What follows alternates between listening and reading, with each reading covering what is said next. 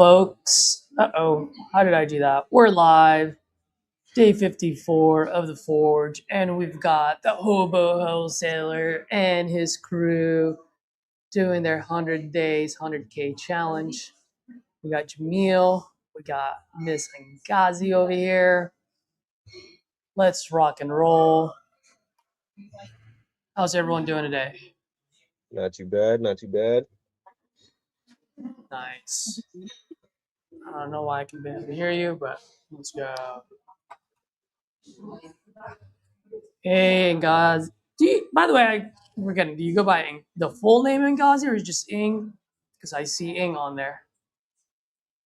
NG or Ngozi, but either of them works. Oh, NG. You go by NG. All right, NG. Yeah, or Ngozi, either of them works.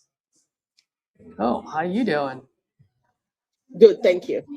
And you? Oh, fabulous. Well, let's go make some calls. I gotta turn on my red panda real quick. And by the way, just feel free to just unmute you guys. Like, you don't have to keep muting yourselves. I can control the controls. But yeah.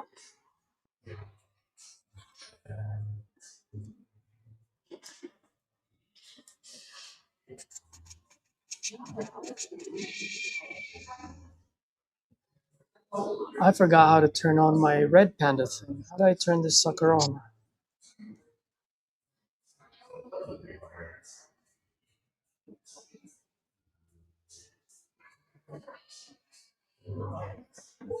Your call has been forwarded to voicemail.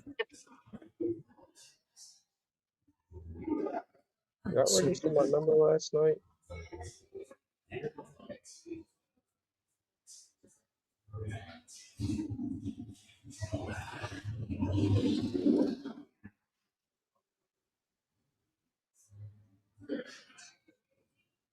And we're on. Let's go.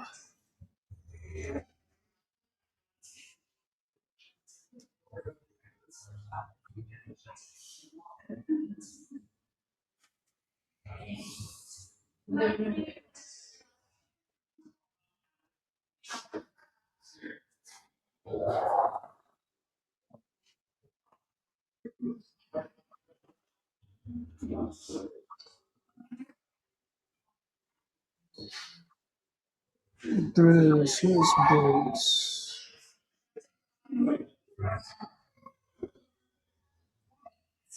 Yeah, no.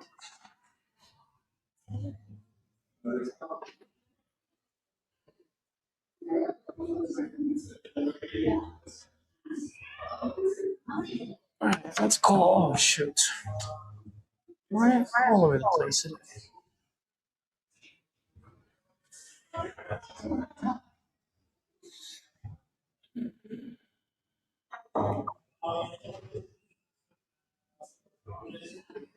Shoot it off.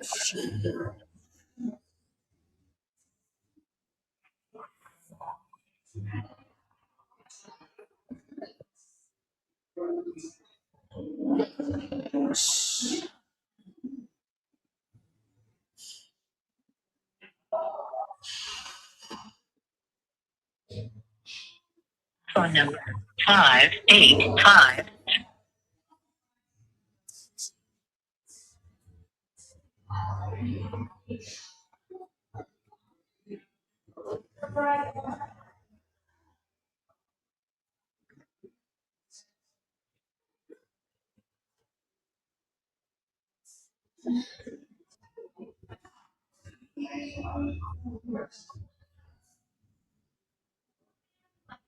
What is happening here? Has been forwarded to voicemail.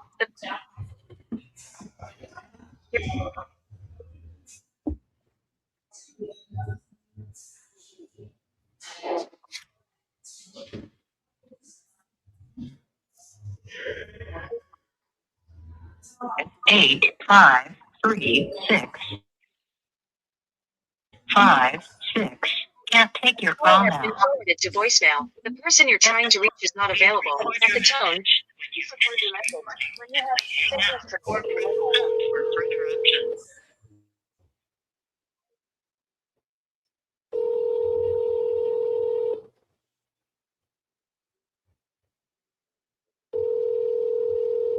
Sorry, you can't leave a message because the person you called has a voicemail.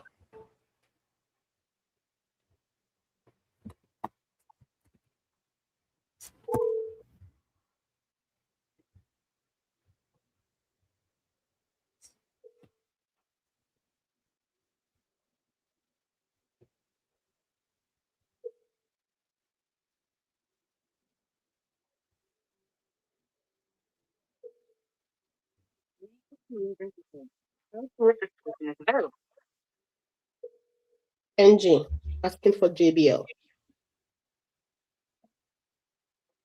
8, 6, 3, 5. Please stay on the line.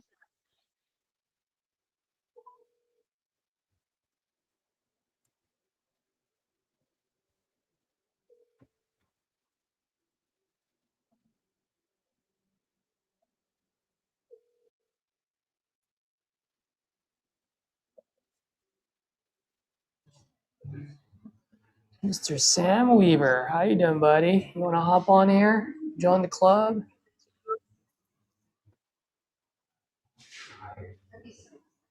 8, 6, 3, 5, 1.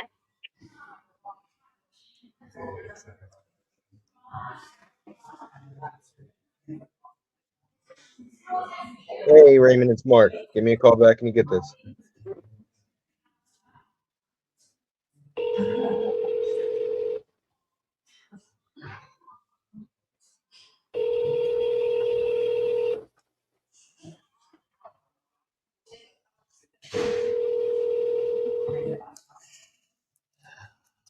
I'm sorry, you can't leave a message because the person you called has a voicemail box that hasn't been set up yet. Goodbye.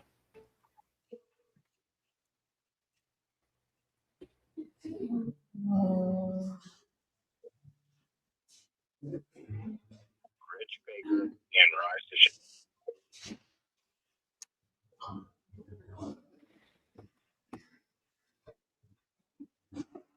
I should have turned this on earlier. I don't know why I didn't.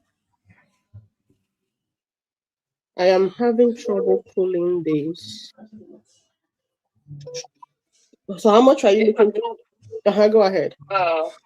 My address might not be on Google's because it's a new construction. I haven't been in my home for less than 7 months.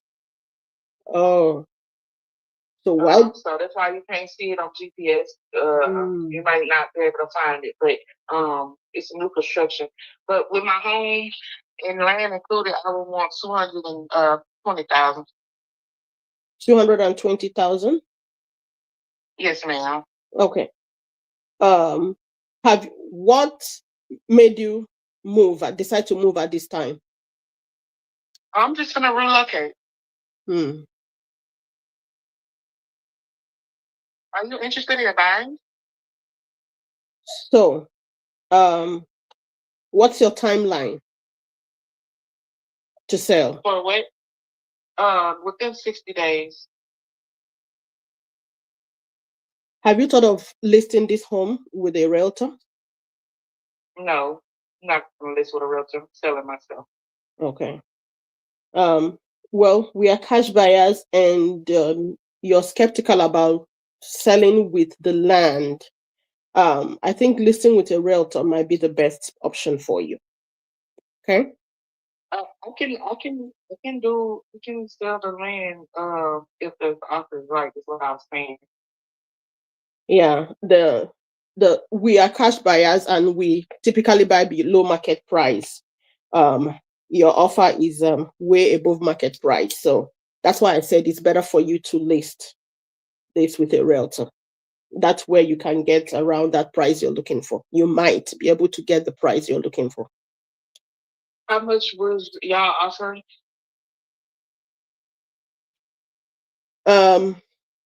The truth is, before I can give you an offer, I will have to be able to look at what is selling around that area.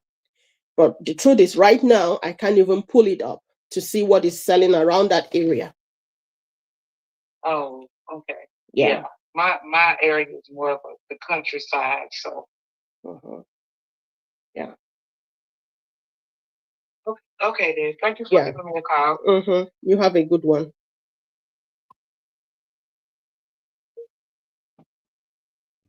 Hey Caesar, I saw your question. I'm gonna put it in the chat.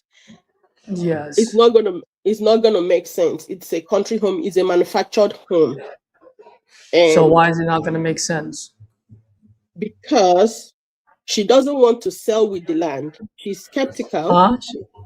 She doesn't what? want to sell with the land. She doesn't want to sell with the land. She just wants to sell the home. She's just Okay. been there for like 7 months. She's what?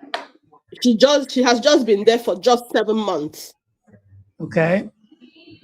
And when I asked her that we can't buy just the house, she goes like, well, if I want to include the land, it has to be 220,000. Okay. So yeah, So why wouldn't it work?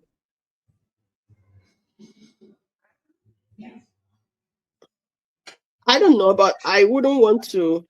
I wasn't able to pull it to even see what's going on around there. Okay, so if you don't know, then how do you know it wouldn't work? I just felt it wouldn't work. Why? Because it's a manufactured home. And what if manufactured homes are selling for 440 over there? Then all of a sudden it works. Well, it's a country. It's not that. It's urban. It's Okay, urban. but also another thing, she told you she would sell it for what? For 220, right? What have I always said about the first number? It's a what? That's not the real number. That's right. So then why are you basing your conclusion why are you basing it on the number that's not real to begin with? Because I'm not able to determine what to offer her. No. It's not that you're not determined what to offer her. You haven't been able to get the true reason why she's selling. Determining what you can offer her has nothing to do with the conversation.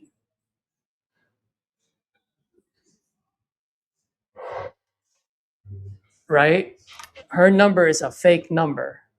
So why is she selling? She wants to relocate. And when I tried when I asked for the question, relocate, what got you relocating? She goes, are you interested in buying or not? So okay, maybe. So then I go, maybe. So what got you looking to move? Back to the same question. She pushed you and you just fell over. You got to push back. Right? I may be interested. I don't know yet. I'm interested in buying a house. Whether it's yours or not, I don't know. So what got you moving, man? Back at it again. Right? All I'm saying is you gave up too early. So if you give up too early in every single call, you're going to burn through your leads. Because every single one's going to have most likely high guards. Do you see what I'm saying or no? Do you understand? I do. Yeah. So all the stuff that you're in your mind on why it wouldn't work has not. All of that is just smoke right now. Can you be right about it? Absolutely. You can 100% be right about it. But at this very moment, we have no idea whether you're right or wrong because we have nothing.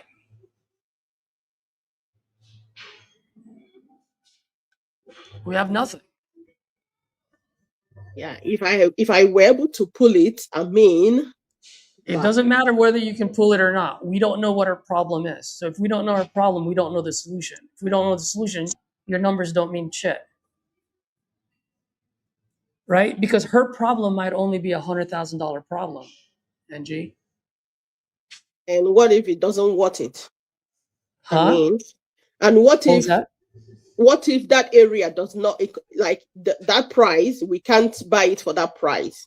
What we for can for 100? But Angie, that question goes for any property in any part of the United States.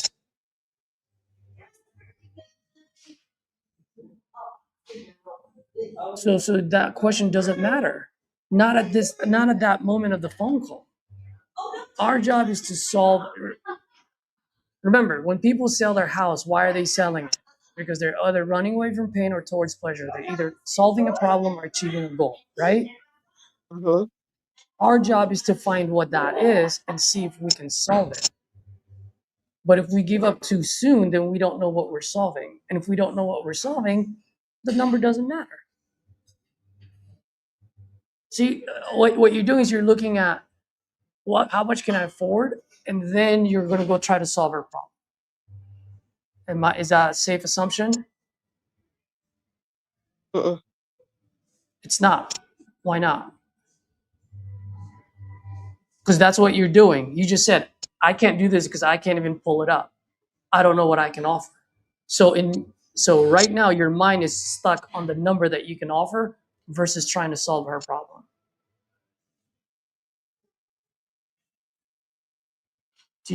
Does that make sense or no? Please tell me if it doesn't. It does. It does. Right? I have to solve this first. What got you looking to sell? Well, I want to relocate. Wonderful. Where are you moving to? Oh, great. You're relocating. Where? She wanted to Oh, move to the town. I asked her. Huh? I asked her. She wants to move to the town area. What did you ask her? You didn't ask her. What did you ask her? I said, "Oh, where are you looking to move to?" And what did she say? She wants to move from the countryside to the town. Awesome. Great. Do you have a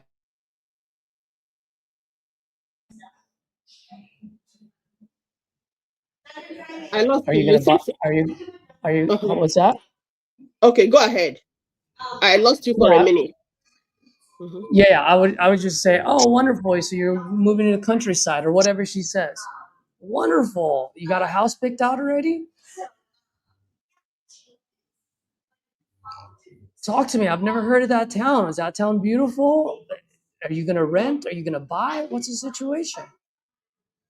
By the way, what got you moving out of there? Well, Angie, why does that matter? I don't know. Maybe you got a bunch of drive-by shootings going on over there. I don't want to buy a house. There's a bunch of drive-by. What if your house got caught on fire? I don't know. I'm just trying to make conversation, ma'am. You get what I mean? So, Yes, I do. and this is going to be repetition. So don't worry about too much about it. I just want to call it out, the fact that you gave up too soon. Right? She gave you an obstacle, and you just, in your mind, whether you did or not, in your mind, you panicked. You freaked out. You're like, okay, there's nothing here. It's not just the first question; it's the second, third, fourth question that's gonna break through that barrier. Okay, so just hang in there is what I'm trying to say. Sure. Cool. Yes. We all went through it. Trust me.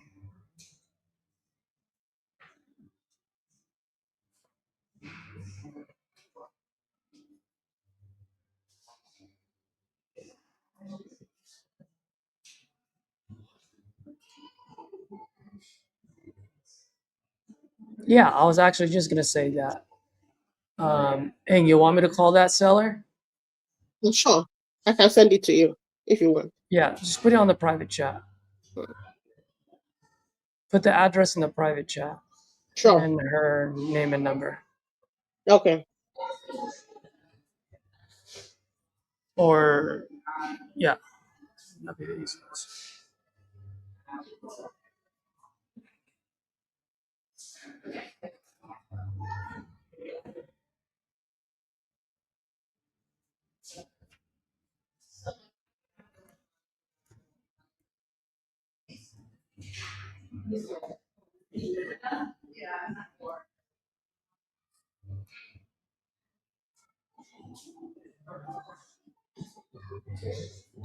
County Road. Oh Lord, now I know exactly what you mean.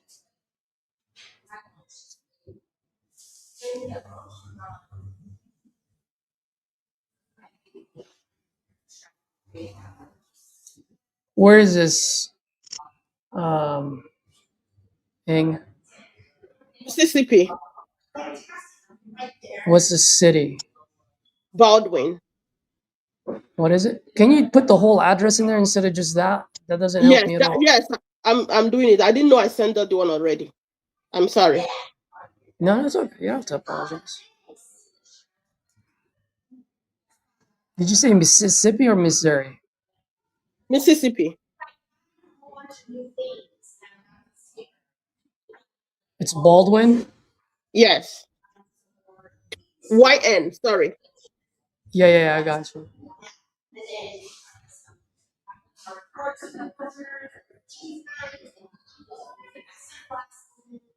Is this just land? So she said it's newly constructed, 7 months old. So she has the property on the land, but she doesn't want to sell the land, except we offer her good money. And I wasn't ready to negotiate for just the home without the land. I mean, so she says it's 5 acres and she will take 220. That's okay. That's okay. I don't need to know the rest. So Okay. thank you, then. Mm-hmm.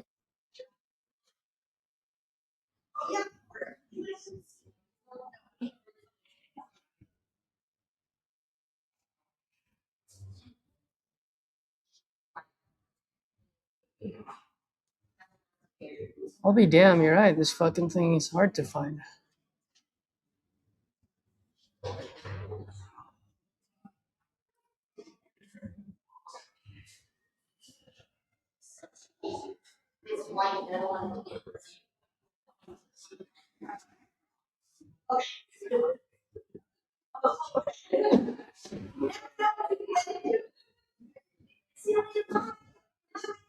Is it 7450 or 5471? Which one? Let's see.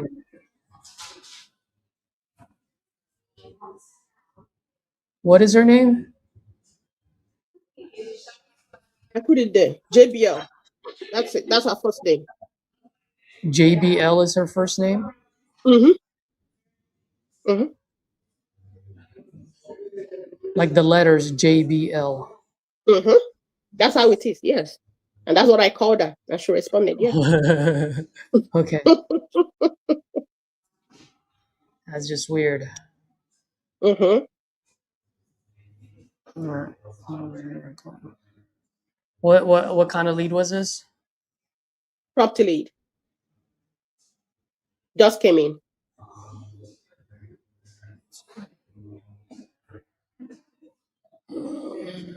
Angie, did you ever get a hold of that pre-foreclosure lead too? So she said they have it and the family emergency. I'll call her on Tuesday. She wants me to call her on Tuesday. She said, NG, I have your number.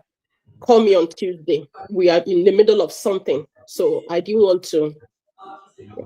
Like immediately I called, she picked. She said, I have your number saved. NG, I'll call you. We're in the middle of a terrible stuff and all that. Family emergency. So yeah. Okay. Yes, hello. Miss me with JBL? Hey, JBL, good afternoon. My name is Caesar. Just calling about your property out in Baldwin. Looks like you might have filled out a form in my site. Yes, which one? I did a couple of them, that's what I said. Oh, okay. Nice. And by the way, is your name really JBL? It's JVL. Okay, cool. Yeah. That's pretty cool. Yeah, so this property you're looking to sell, correct? Yes, I am. All right, how much you looking to get for it? Well, it's just a home, right? Y'all don't want my land with it. Okay, so how much you looking to get for it? Maybe about like 145, 150. I paid 170 for my home only. So something like that. Okay, you paid 150 for it, so you want to just kind of get your money? I paid 170. Oh, 170. Okay. This is a 2026 manufactured home. 2026 manufactured home. Hamilton and Martin, yes. Okay. Wow. Did you just get this year or? I did. I bought it last summer, and I plan to move to Georgia My kids will be going to school out there next year, so yeah, we're just gonna relocate it. That's all.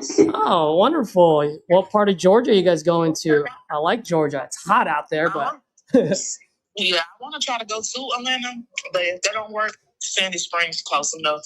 okay. Well, let me know if you're looking for a house out there, because I do have quite a bit of partners out there who's always buying and selling homes. Maybe I can help you out that way. Oh yeah, Even if we don't do business yeah. this one, you know? Yeah. Yeah. Yeah, So sure. if you don't mind me asking, I know you said that your kid is going to school out there, but usually when folks buy their homes, usually they stay there for a while or at least rent it out. I mean, what got you looking to sell so quick?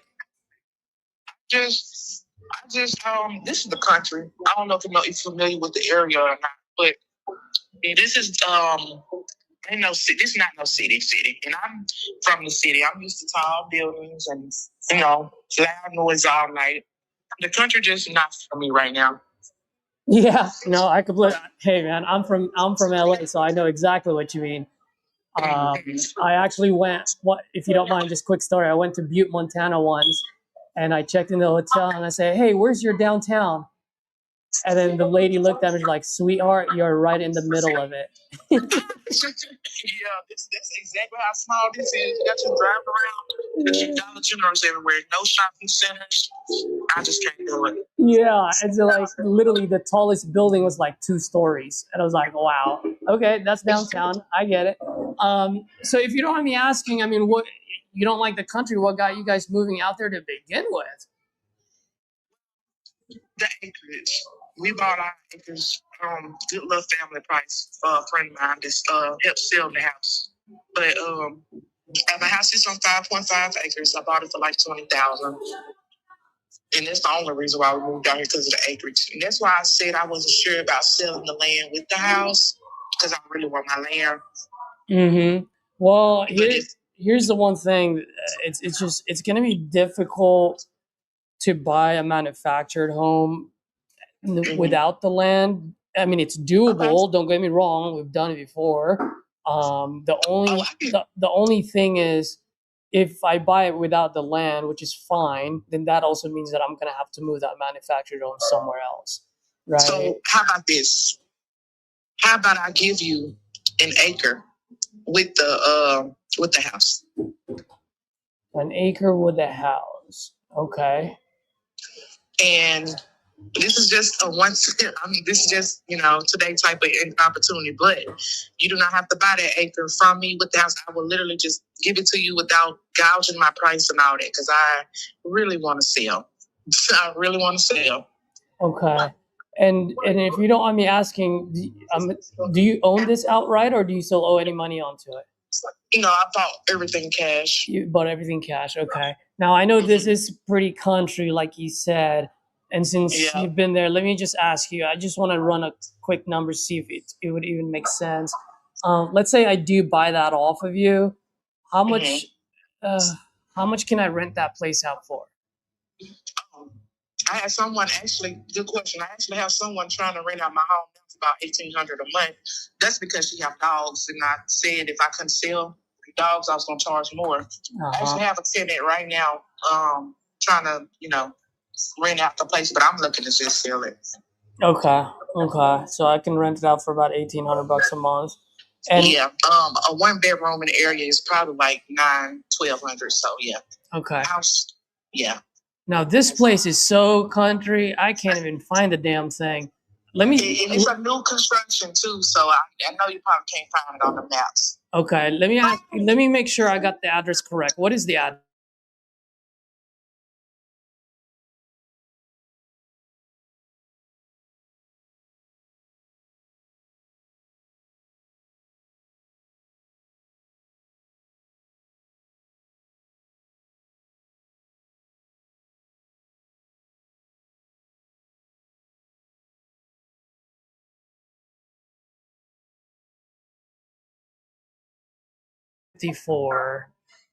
Let me see. Now let me ask you this. Let's say I do buy this off you, and let's say it's so rural that I don't even want to keep it as a rental. How much do you think I can resell it for? You should. This is a new manufactured home. You should be able to sell these right out for the market price. Because it's a 2026 home, and it haven't even been up for a whole year. So I just moved in December. So I really feel like you'll be able to sell these. And and you bought this straight from the manufacturer, or? I bought it from Town and Country Homes. It's a little realtor place up here. Okay. We got a lot of mobile homes on the lot. Really? And you bought it for $170? Yeah, I did. Damn. It was a brand new Hamilton Embark, so it's a nice home. It's a nice home. Man, this place, just bear with me, okay? I'm just looking at some mobile homes to see how much mobile homes are selling there. Because at the end of the day, just to let you know, I mean, my job is to really, I generally do want to help you as much as I absolutely can and put as much money as I can in your pocket. That said, I just got to make sure that I can also be fair to my business, And there are times when those two numbers meet, and there are times when they don't. Yeah.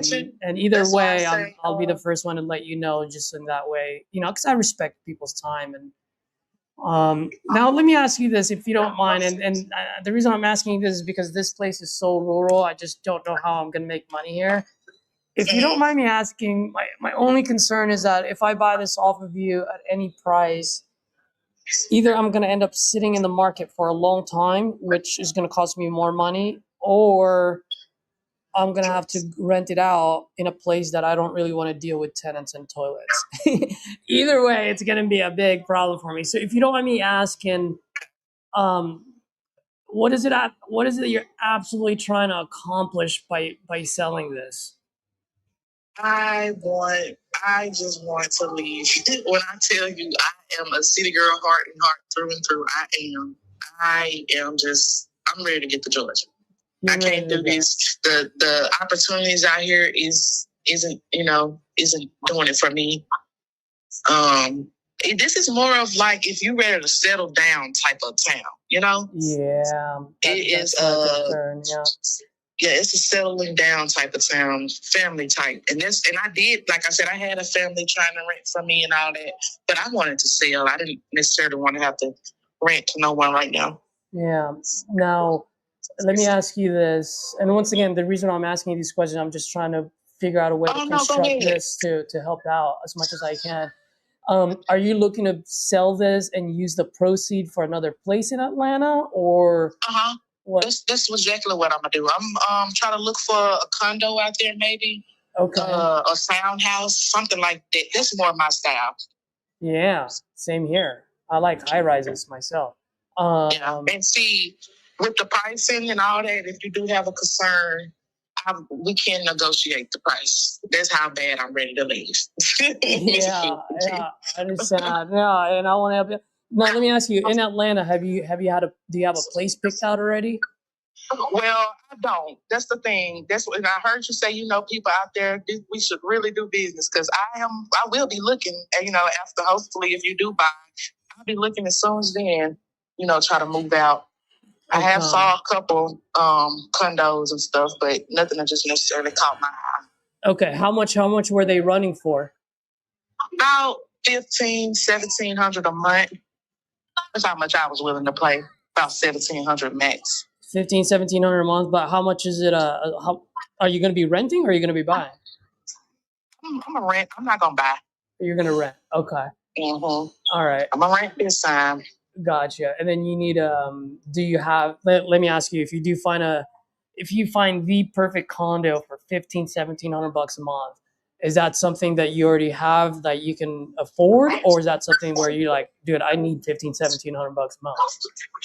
I can afford it, especially if I sell this place. I'll be well off to afford it out there.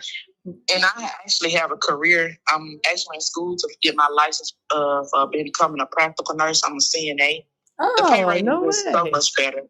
Yeah, it's just better out there. I'm not having much luck with opportunities, I guess, and that's why I'm discouraged with staying out here. Yeah, well, I actually have a very good friend who's a nurse who works in a hospital business. Not to mention I'm Filipino, so almost everyone I know is a nurse. Oh, awesome. No, so here, let me ask you: have you talked to any realtors to see if you can put this on the market? Yeah, I have, but they don't necessarily want to work with my pricing. They want to lowball, you know, with setting it on the market and everything. How much did they think they're going to put it on the market? Let me ask you that. I think one lady with name was Christy, and she was like 145,000. She was gonna put it on for there, and I didn't too much like that, and that was with my house, my land included also, and I didn't too much like that. Uh-huh. Okay. Yeah. So here's where I'm thinking where I can help, and let me explain to you how I work and how I can potentially help. If it's something that you feel like, hey, this would be beneficial for you, we can then dive deeper into it. But I just want to kind of give you the high level of who I am, what I can do, and how I can help, and then let me know where you stand. Is that cool? Okay. Yeah. Okay, so as I mentioned earlier, I'm an investor. So I either buy properties to either flip them, right? Which in this case, it's a brand new one, so there's really no add value for me to add, right? I can rent it out. My only concern is it's just in a rural place, and I don't really want to deal with tenants and toilets and have to get that phone call at 2 o'clock in the morning because the pipes burst or whatever it is, you know. And so the third thing that I can do as an investor is what we call like a wholesale, where I do find a local end buyer, local investor who would want to purchase this for them to, most likely to rent out, right? And so everything's done off market. Doesn't really cost you anything. If anything, the end buyer will actually pay me either a small fee for finding them a good deal, or they make me as a partner, so that way when they sell it or when they rent it, I can get paid on the back end, right? Right now, just because it's so rural, for me, that would probably be the only way that I would be able to make any type of change on this, right? Like, I'm not trying to hit a home run, but it's something where if I'm going to put in the time and the effort, I just want to make sure that I can at least keep the lights on and pay some of my staff, right? Now, here's the thing. I am part of a big community, and I can do this like off market, and I can also do this on market. I can do it both ways. Now, the reason I was asking earlier, as far as whether you're going to rent or own and how much the rent is because I think the best way, and I can be wrong here, there's really two options. Either you get a cash deal, right, which is going to be quick and easy, and you're off to Atlanta, right? Or we do something where it's more of like where someone pays you a monthly payment. So let me explain both ways. I'll give you both pros and cons, and then if any of them make sense to you or attracts you, we can continue the conversation. If none of them, that's okay too. We'll cut the conversation short. Okay. Now, right now, if that realtor is saying that they would put it up on the market for 145, a lot of realtors, they will always say a higher number just to give them room to negotiate. So that realtor is probably seeing that place valued like anywhere between 100 to 120. Okay.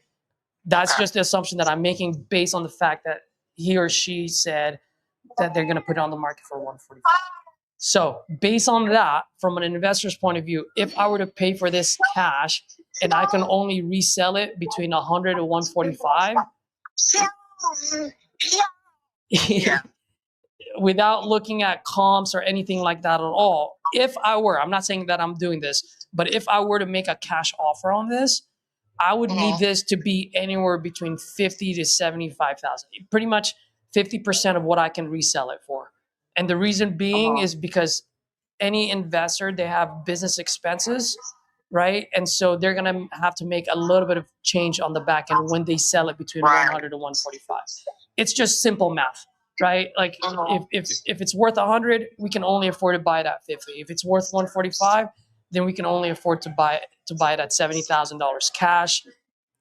You have the cash, you're off to the sunset, and now I'm the one that's taking the risk to see what I can do with it later. Does that make sense? Yeah. So that's one option, okay? So the pro there is you get your money quick, you're off to Atlanta, you're good to go. The downside to it, obviously, you're going to take a huge haircut for that speed and convenience. Does that make sense? Yeah. So the other option, and before I go to the other option, I just want to take a quick step back. Do you have any questions on that, or does everything make sense on what I've said so far? It makes sense of what you're saying. Okay. Basically, I get half of what the marketing price was, if so.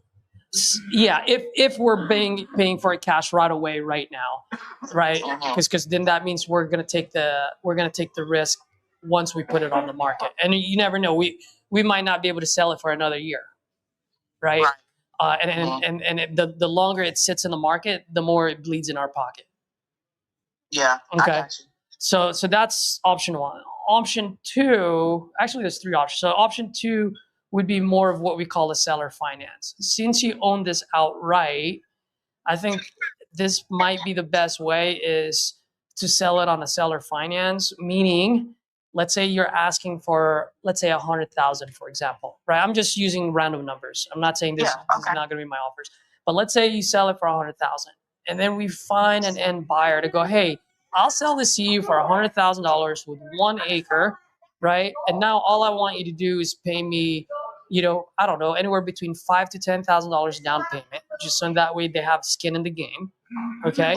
And then you're gonna charge them about $700 a month, or $800 a month. So what that means is now you're going to Atlanta with some money in your pocket, probably for like first month, last month down payment for the lease, and then instead of you paying $1,500-$1,700 a month on your rent, now you're only paying $1,000 a month or $800 a month on rent. You know what I mean? And so now that helps you because you're now in Atlanta, which is what you want to do, like you said earlier, right? And it helps you with your monthly rent because now money coming out of your pocket is half, right? And then it helps the end buyer because now instead of them coming out with $100,000, they're only out 5 to 10, and they're making that 800 because they can only rent it for 1,500. Okay. Does that make sense? Yeah, it makes sense. I'm just, I like all the options so far. I feel like if you're interested in making the offer and everything, we could move forward. Now let me. I'm sorry. Yeah, No, go ahead. I was saying that with the first option, so with the first realtor, when I was telling you that a couple months back it was $145 for my listing price. I was trying to see if is that something that y'all will be able to do, or y'all don't necessarily know. Oh, there's no way I can pay $145 because if the realtor can only sell it for $145, if before I write the check to you, I'm upside down already. Because when I buy this from you, whether it's me or anyone else, okay, I'm just giving you insight so it can help you with your journey. No matter who buys this from you, if it's an investor, by the time they write the $145, they're going to pay all the closing costs when they buy it off you. And then when they sell it, they would have to pay the closing costs again, and then they would have to pay realtor fees when they put it on the market. Right? And so as you can see, buying it at the price that they can put it on the market, they're already upside down. Okay. So sorry. No, go for it. With my home, because I have a warranty with my home. I was trying to see would that make a difference or anything? Would it be able to go to the next people that bought the house from me, or no? What do you mean by that? I'm a little lost. For a home warranty, I didn't know how that was gonna go once I sold it. Oh, so usually that home. I mean, we're gonna have to look at the fine lines on that. Usually, the home warranty can, depending on how they word it, it may be able to transfer to a next owner. Okay, yeah, because I know my house warranty, it was pretty good. I had 10 years on it, the hot water heater, the appliances in here, stove, fridge, all that. So that's another reason why I was looking, Mm-hmm. At least just for a decent offer. Yeah. Yeah.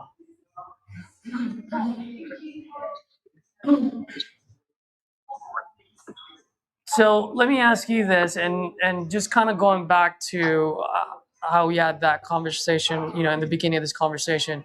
Really, my goal is to be able to, if I were to do any deal with anyone, my goal is to just help the other person out in a way where I can still keep the lights on, right? And so I guess my question to you is, and I'm just being fully transparent with you, whether you do business with me or not. This is just how it's going to be. And hopefully I'm wrong. You can prove me wrong, but I've been doing this for quite some time. But if you were to do this on a cash deal, it's probably going to be around the $50,000 to $70,000 mark. It is as simple as that. If it's fast cash and convenience, right? Now, let me ask you this, and I know 50 is not 140 or 170, but if you were to have $50,000 in your bank account 2 weeks from today, let's say by the end of the month, or first week of July, I mean, is that something that would even help get you to Atlanta? See, I have the funds to move to Atlanta. I just would like to, sell this so I don't have no home I have to worry about, have to come back and forth to check on this house here. Okay. So My price is negotiable. I don't expect full price off of it, but I just want at least a decent offer. and what would that be? What would that be in your mind? I mean, $80,000 would do. I'm paying a lot of money for this house. I just, if you could try to get if you want to reevaluate my home yourself to see how much I can get off of it, that would work too. I can try to see if I can have another realtor come out if you can't, to get another appraisal done, because I just wanted to be sure I'm getting, my money's worth, because this was my first house I purchased. Uh-huh. No, I completely understand, and we don't want you losing as much, right? We want to be as minimum as possible. Now, let me ask you: do you have any timeline on going to Atlanta? Nope. I just been looking. Hopefully, the next two months I can try to be out there though. That's okay. It. So if I can come up closer to that 80, if not even, if I can get to that 80, are you okay to do like a 60-day close on this? Yeah. You are? Okay. Yeah. All right. So here's what I'm thinking, and this is how I'm going to do this. Let me explain to you, and then let me know if you want to do it. If you want to do it, I'm ready to go to work. If not, I'm okay too. So the way that I can only do the 80 is this. I'm going to have to, like I said earlier, I'm going to have to market this off market and on market. What I mean by that, in which I have a couple of people in the dungeon. Sometimes I let them out for some sunlight, but I will have them call all the local investors in the area. I'm going to do it off market first. And I'm going to have them walk the property. I'm going to get hard feedback on where they need it to be in order for it to make sense for them. Okay. If they say, hey, Caesar, I'm ready to rock and roll at 80, then we're good to go. If they all come back to me and go, hey, Caesar, because of the market, I need this at this price point, I will relay that feedback to you. So in that way, you have a decision to make on whether to move forward with those offers or not. Okay. The other thing is, I will also, I'm going to do it off market first. And if that's not panning out, let's say in the next 3 weeks, then I'm going to put it on market, because what I'm going to do is I'm going to look for that unicorn local investor who only maybe buys 1 or 2 properties a year. And it's something where they can take a little bit more risk than the other investors. 1, because they simply don't know the numbers well enough. And 2, because they only buy 1 to 2 properties a year. But that is the only way that I can help get close to that 80,000, if not that. The only thing is, like I said, I'm here to help. And the reason why it would be beneficial for you, and I'm not saying you should work with me or not, but I just want to give you kind of like the pros. and cons on this is the fact that you're gonna be able to leverage and utilize my network to do it off market, and I'm also gonna be able to help you with my expertise to put it on market with the right realtor at the right price point so that it moves quick. So in that way you're in Atlanta in 60 days. How does that sound? That sounds good. All right. What's your email address? Okay.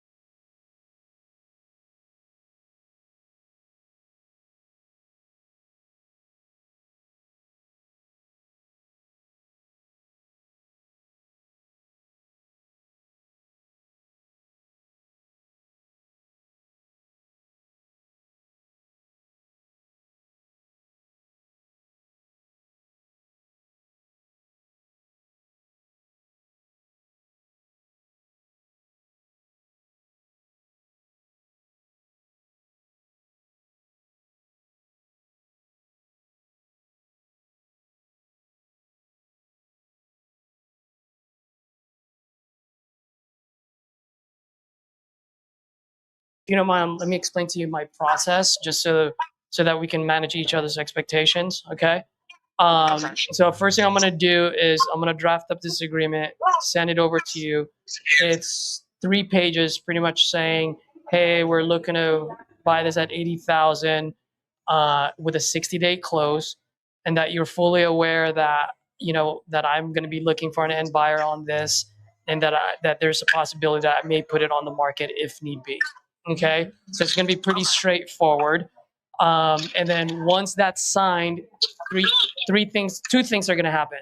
One, I'm going to open title, make sure title's clear, right? And then while title is doing their title search on the back end, what I'm going to do then now is I'm going to go ahead and send local end buyers out there, walk the property. And like I told you earlier, we're going to get hard feedback. And based on that, you still own this. So you have the last say. Once we have all the hard feedback, then you decide on what you want to do with it. Hey, I'm willing to take 75, or hey, Caesar, you can get me 85. Heck yeah, let's go, right? Whatever it is, you decide on what you want to do. And hopefully we don't have to put it on the market, but if we have to, at least we have the ability to do so. Yeah. Does that make sense? Yeah, it does. Okay. Any questions? Because I've been talking quite a lot now, so I want to take a step back, just see if you have any questions, any concerns. No, I really, you really answered all of them for me. Okay. I just, yeah, you said, you could send people out for you to evaluate the house and everything. Because I honestly, I don't think Christy was. The reason why I didn't, as you can see, I didn't think Christy was a good realtor. But,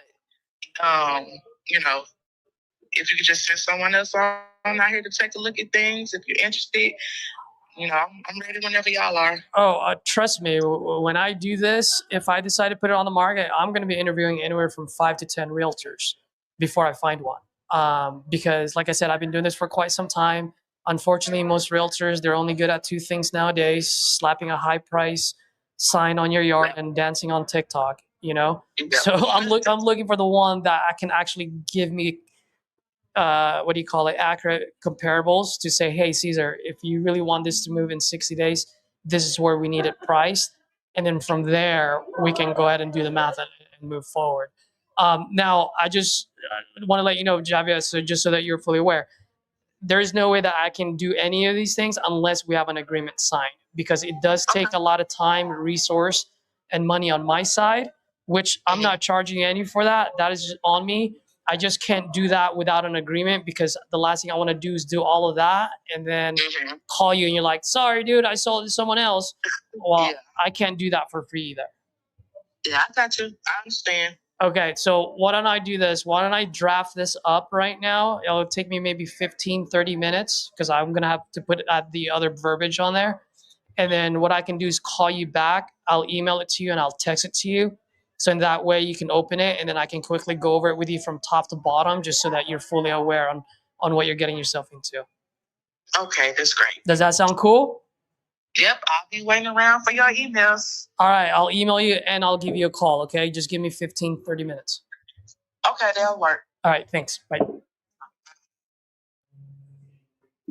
Let's go. What is that? Contract number 4? No, only 2 signed, so I still need the third one to sign. Oh, I saw your message this morning. I was like, oh shit. Saying that you got the second win yesterday. I was like, oh dude, you got it. Oh no, second win as in because like my energy was so low in the morning. So like in the afternoon it was like boom. All right. So a couple of things. Do I know whether that's the right price or not? I have no clue.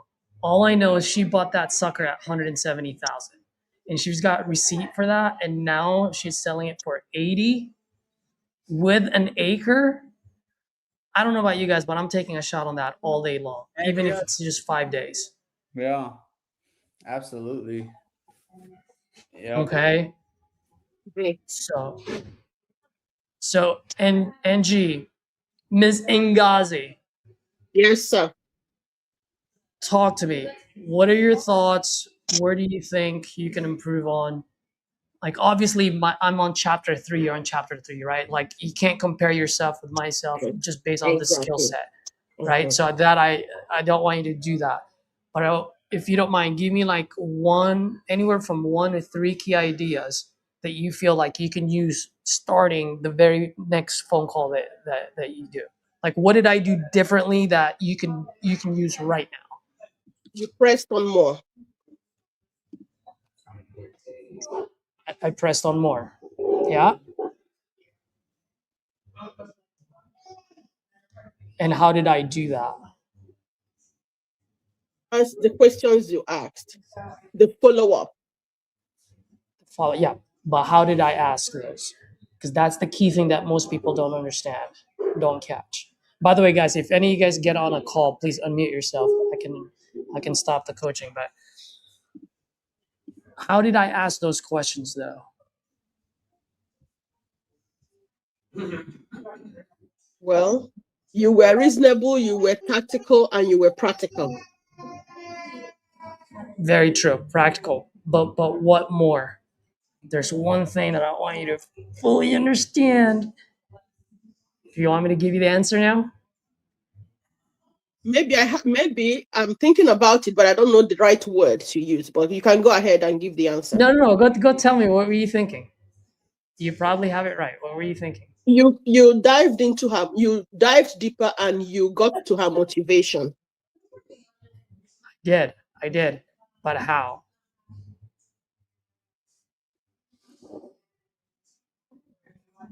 I wouldn't say reverse rapport, but Not reverse rapport. Nope. I got her motivation because I was her friend. yes, that's what I just wasn't asking what's the next question. What's the next question? What would RJ ask next? What would Caesar ask next? What would Edward ask? I didn't do that. I just listened to her, and I asked out of what? Out of curiosity, right? When she said that she hated that town, like my tonation went low. Why? Because she didn't like that town, right? I don't like that. Dude, and then I gave the story about Butte, Montana. Now, if you don't have that story, it doesn't matter. You can borrow my story. You can say, "Hey, I went to Butte, Montana." You right? And then when she said that she wants to move to Atlanta, what did I say? Now my energy went up. Why? Because that's what she wants to accomplish. Right? So for me, I didn't care about any of the numbers. And I didn't care about the number that she first said. First of all, when she talked to you, she said 240. 10 minutes later, it went down to 170. 220. Huh? 220. Well, 220. You had a 2 in front of it. And then I call and I say, how much are you looking to get for it? She said 170. So the second thing I wanted to point out to you is you got caught up with 220. See, your brain stopped there. So because your brain stopped there, you didn't know what the questions to ask because you're no longer living in the moment. That's the key thing that I wanted you to get. Right?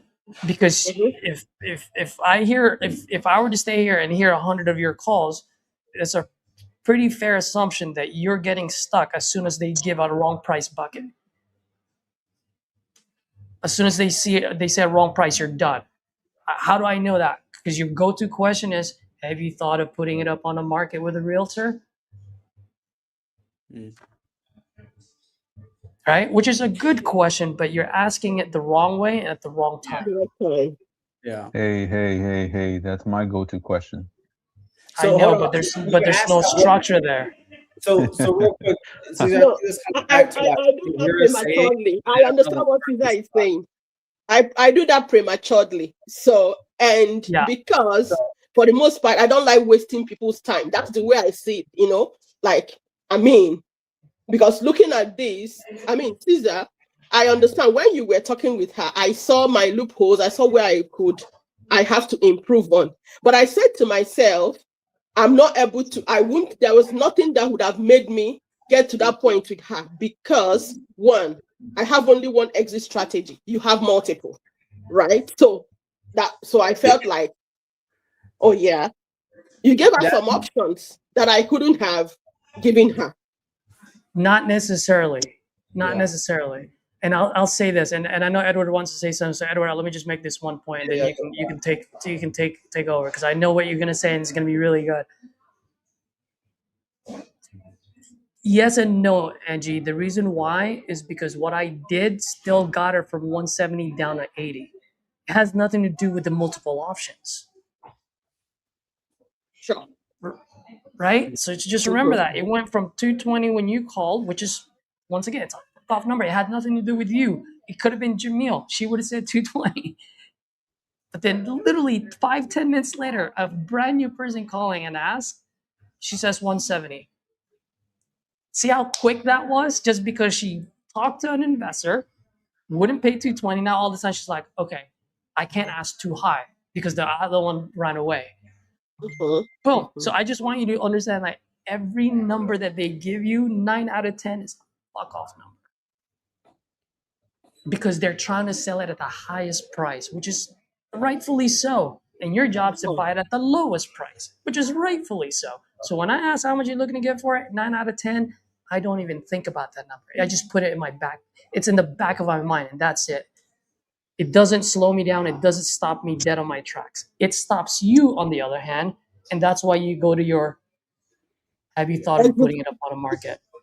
Okay, so I just want to point that out because it's a mind shift that I want you to change, because once that mind shift changes, then the questions come in. Okay, I'll stop now because Edward's going to tell you something that's really powerful. No, And I mean, already this know was what he's gonna what Caesar was saying. I'm gonna elaborate or like kind of say add on to what he was saying on the number there. Like, yeah, they're always gonna give you a fuck off number, and it's you got to look at it like there's two numbers really. It's what they want and what they actually need, right? More often than not, like we could probably get them what they need, not always what that number that they want, that high, astronomical number that they want. But it's our job to understand, okay, what is it that they need? Like, what's their motivation? All motivation creates urgency.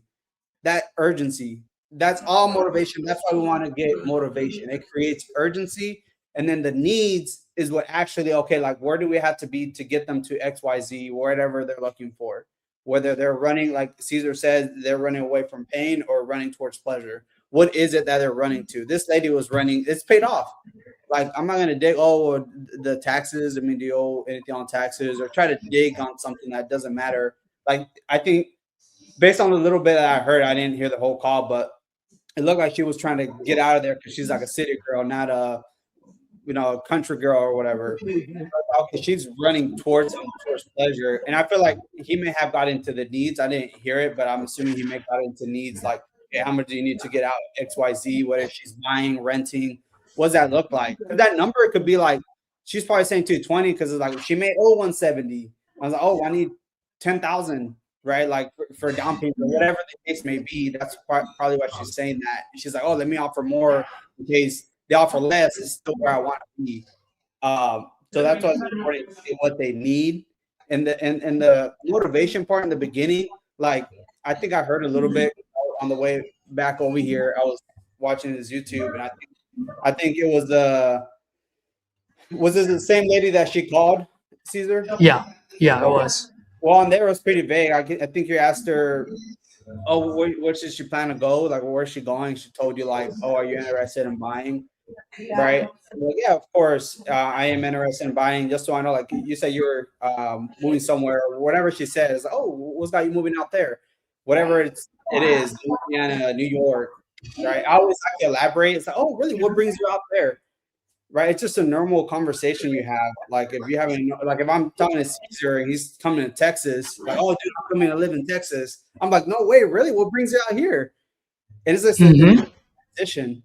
Oh, XYZ, this and this, and now you probe and clarify on that. You elaborate, right? Oh, really? Well, how long have you been thinking about that? Recently? Oh, just recently, the last 12 years, 5 years. Now you're like, damn, like what happened recently that caused them to make that decision now, right? So that's kind of where I'm trying to get at during the calls there. Like whatever they say they're going to is like, okay, cool. What brings you out there? Family. Oh, well, I always say this if it's family. I'm like, oh man, well that's great. Having family close by definitely makes a huge difference. Yeah, it does. Like, has that been something I've been planning for like a while, or just more of like a recent decision? No, it's just been a while. Well, really, what would have led you to consider selling now? And then I get what the motivation is, if there's any motivation, and then I probe and clarify on that. By probe and clarify, is like, oh, how do you mean?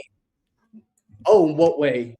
I think she said it on yours. She was like, oh, I just don't like the country. Like, I'm not here. Like, something like that. I don't like the country. Oh, really? Well, how do you mean?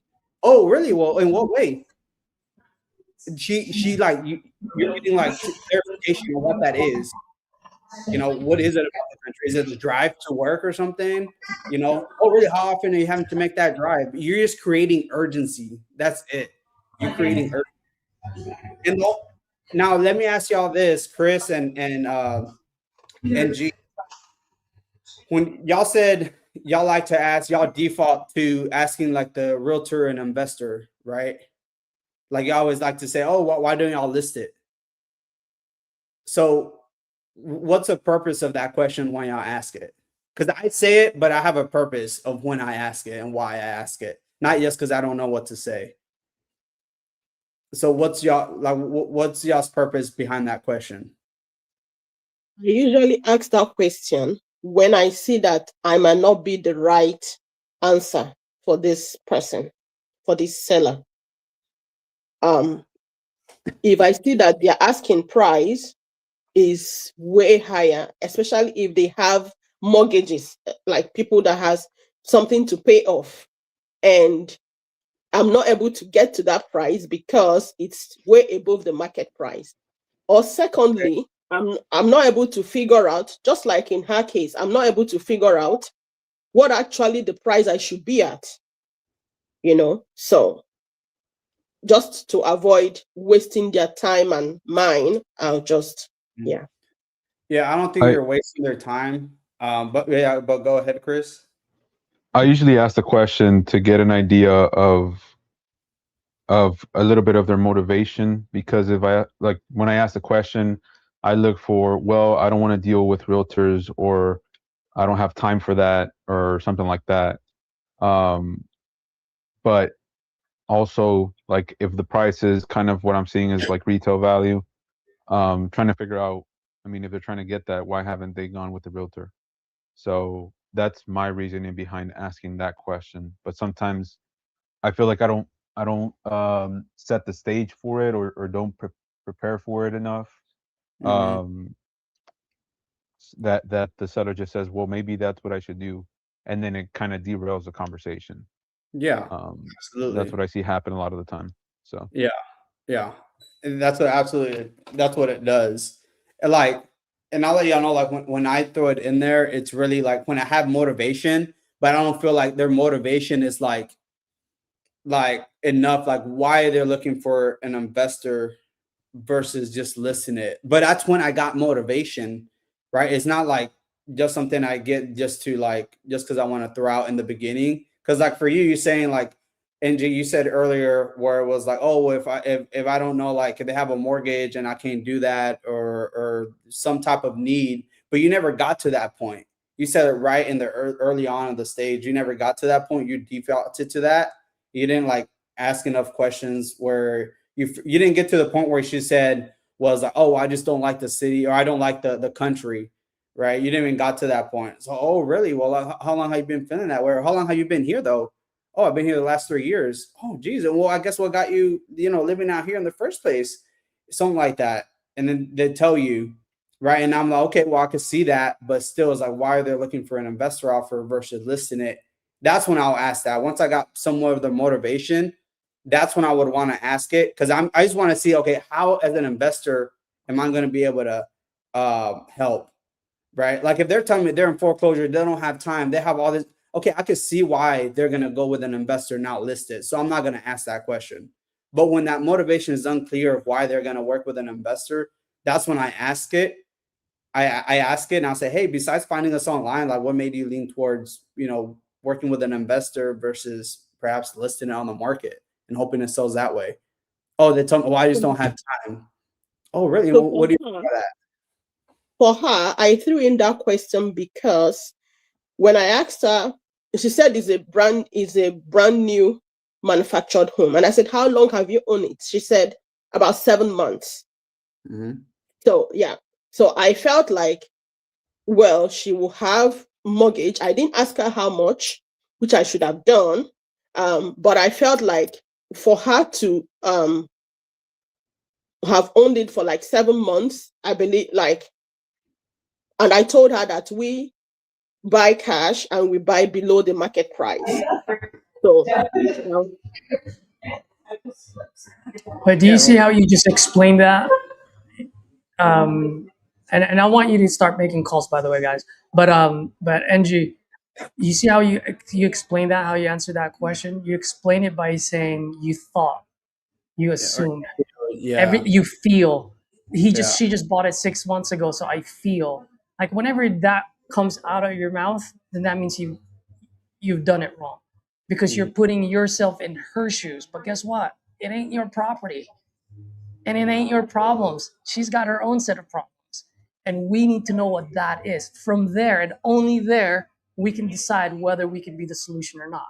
But we can't decide whether we can be a solution based on your assumption. It's got to be based on their facts and their reality. Yeah. Hey, Edward, we just got 4 Red Panda leads. Dude, I need to do this, so rip them, dude. You can call every single one of them. Just go ahead and put it under your name for now if you want. Okay. But great freaking session, guys. And for the people that are watching, hopefully you guys got some key ideas out of it.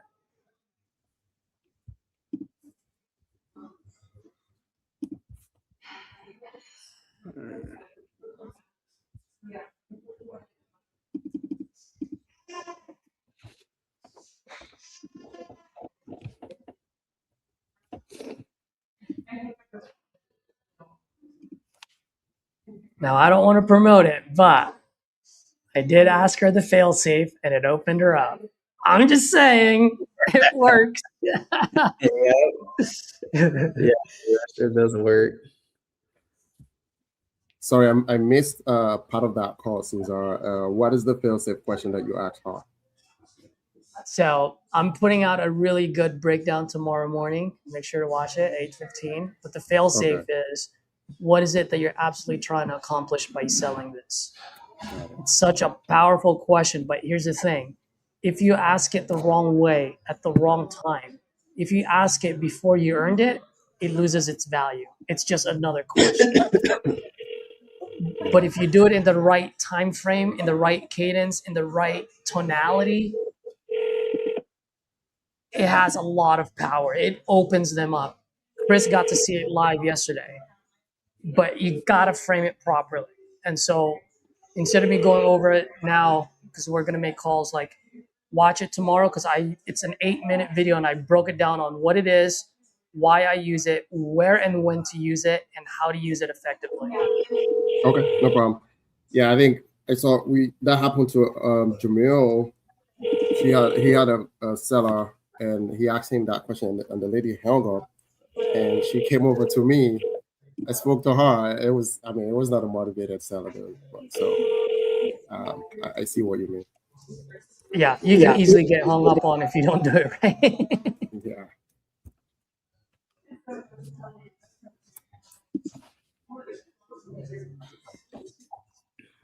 100%.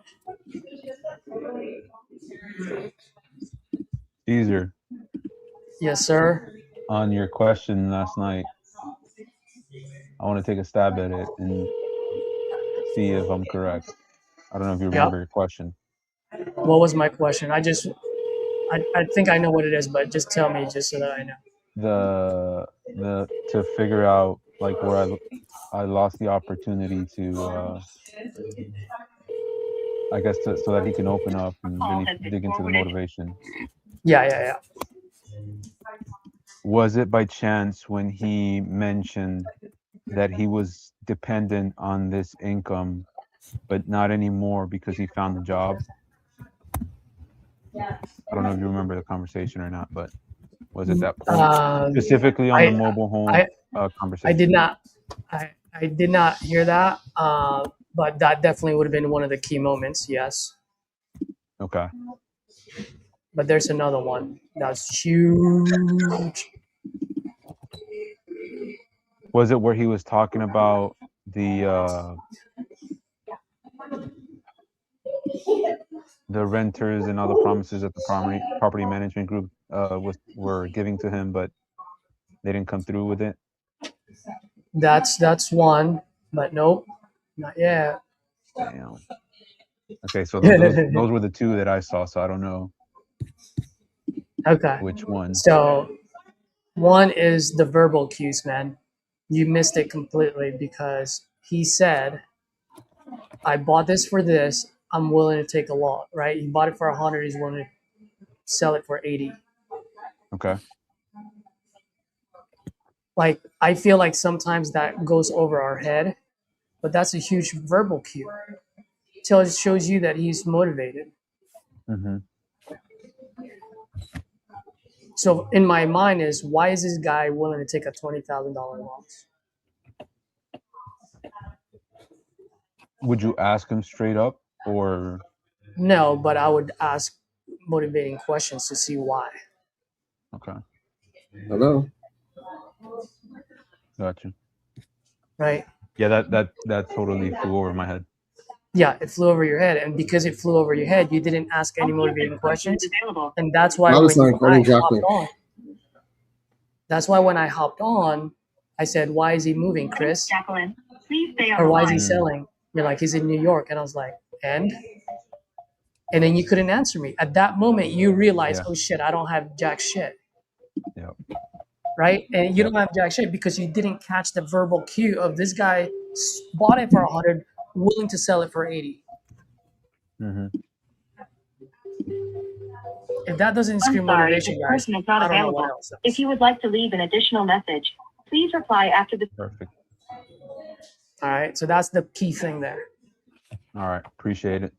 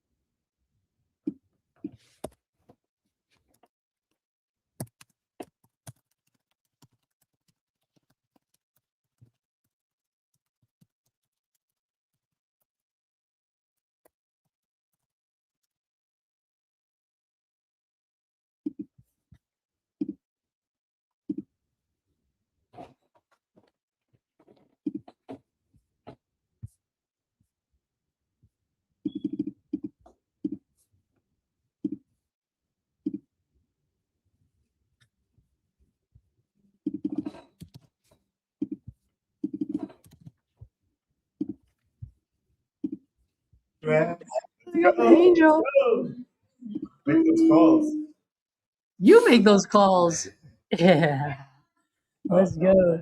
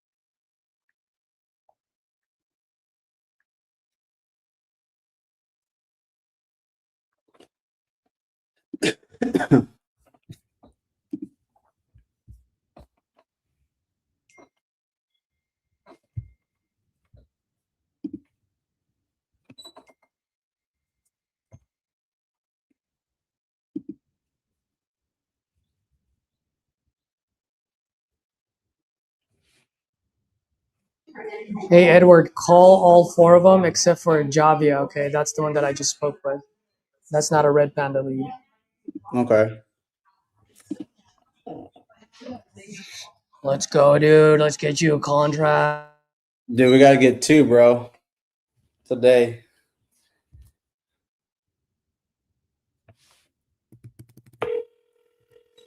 Dude, you gotta get 2. I gotta get 3. Hi, good afternoon. Is this Maria? Hi, this is Edward. Looks like someone had reached out through one of our forms online about selling a property there on Stevens Avenue. Oh, yes. Yeah, were y'all still considering selling it? Yeah. Okay, awesome. And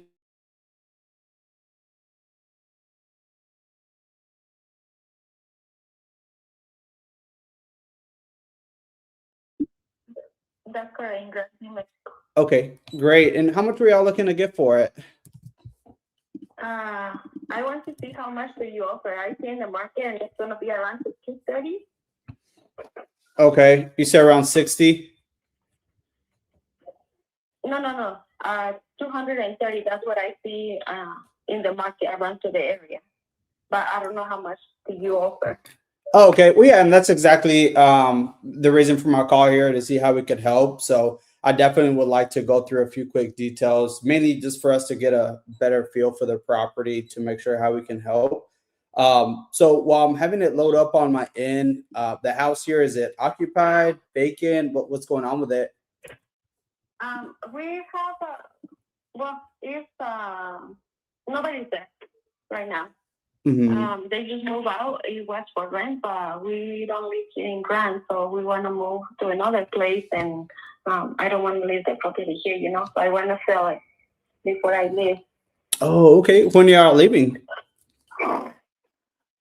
Sorry? When are y'all leaving? So maybe I already have a house over there, but I'm going back and forth for now. But I just want to sell this one and then just stay there in Farmington. Oh, okay. So you're not even in New Mexico. It was just a rental property. I live in New Mexico, but 2 hours and a half from there. So that's Wow. Okay. Geez. How long have you been making that drive back and forth? Maybe a year. Oh, wow. A year driving back and forth for 2 hours there and back? Well, that's why I put them for rent, but I don't want to be here anymore. So Mm-hmm. that's why nobody's there. So I want to sell the property. Oh. Just a few estimate because I'm working. I don't have too many time to talk. Okay. Just I want to see how much do you offer? Yeah. Well, yeah. Well, I do have very little information based on what you submitted on our form and the vague information online. So I would hate to get cut short. So when is a better time we could revisit when you have more time? That way we could go through it, and that way we could try to get you the best possible offer. Okay, yeah. Maybe on Monday. You can call me Monday. Yeah, because now the first I'm working and I have a couple of people here. Okay. So yes, if you want to give me a call on Monday, any time in the morning, that's In the morning. okay. Okay. Yeah. Sounds good. Then we'll revisit Monday then. Okay, thank you. Yeah.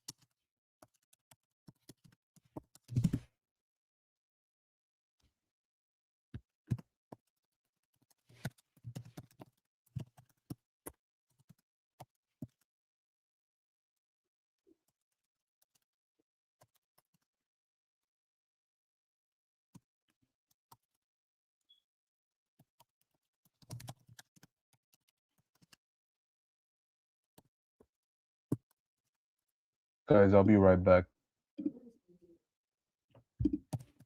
All right, Chris. Everybody's quiet. Card. Hmm? Why didn't I watch the card?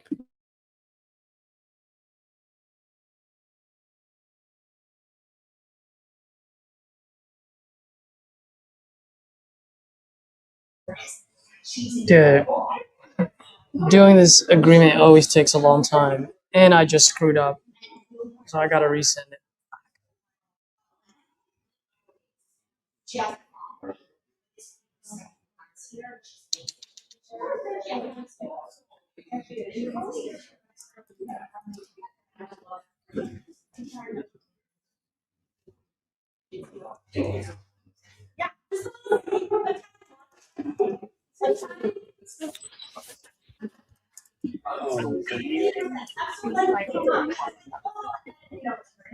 Yeah, the thing about renovation is when you do them, there is normally there's normally a cap. You can put in as much as you want into a house, but then you hit a cap that no matter how much more you sink into it, the market is not gonna move the price that high.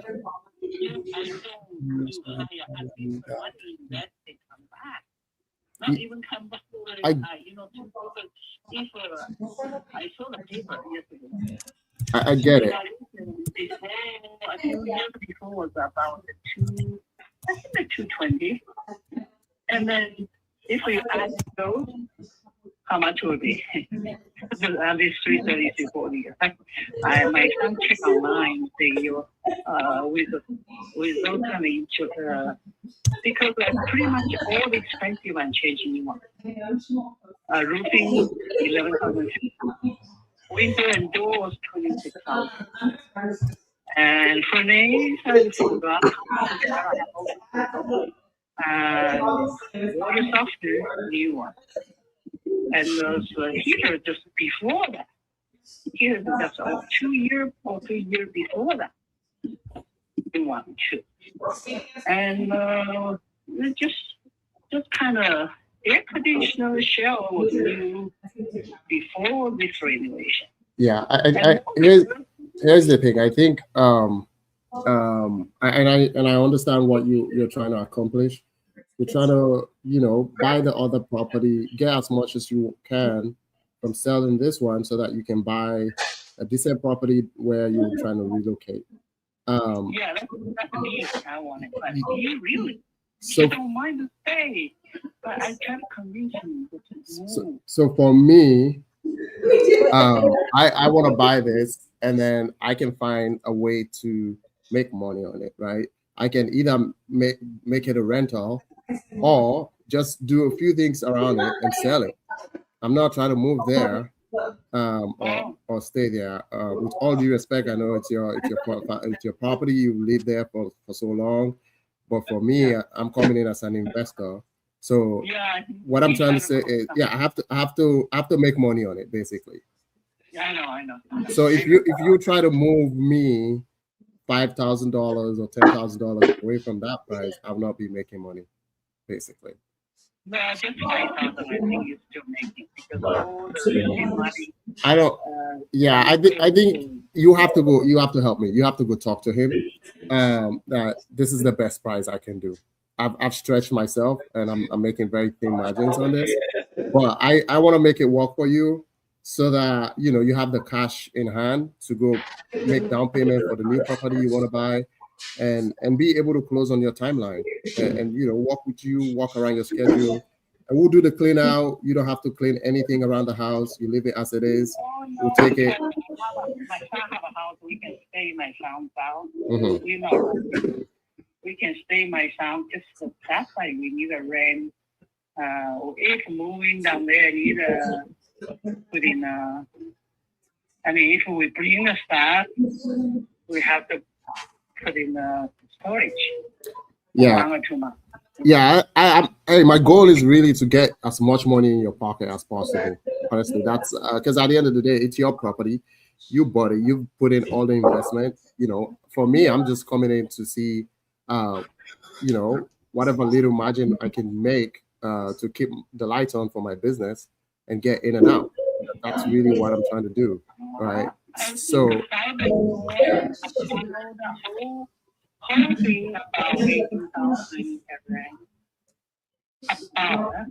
Yeah. So here's what we can do. You go talk to him, and I can call you back maybe later today or tomorrow, and then we can see what we can do. Well, I hope you can do more or less so we can just copy. We can agree. I wish I could do more, but honestly, I'm stretched at this point. Okay. You decide. I ain't trying to, but I just let you know what he thinks.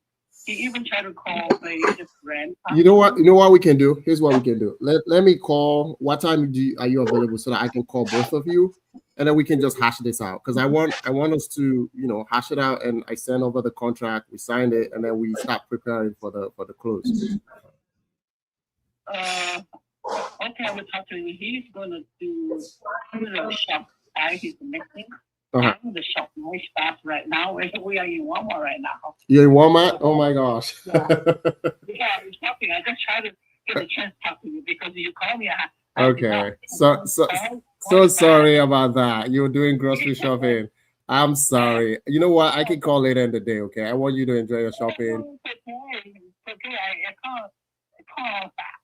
can't do that. Don't answer you every time. Not that somebody on the phone. I not convenient for people. Hear my stuff. You know what I mean? Yeah. Okay. I'll call you later then. Okay. Okay. All right. Thanks. Bye.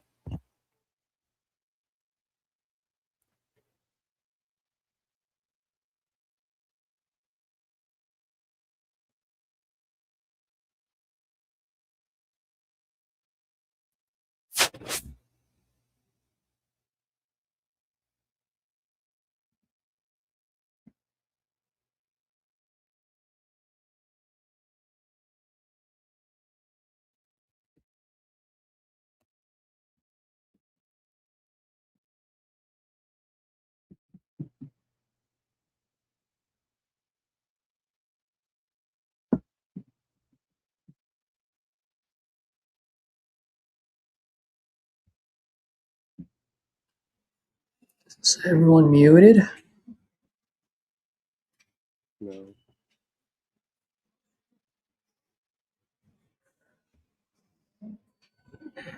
Looks like Chris is on the call. Yeah, looks like Chris is on the call.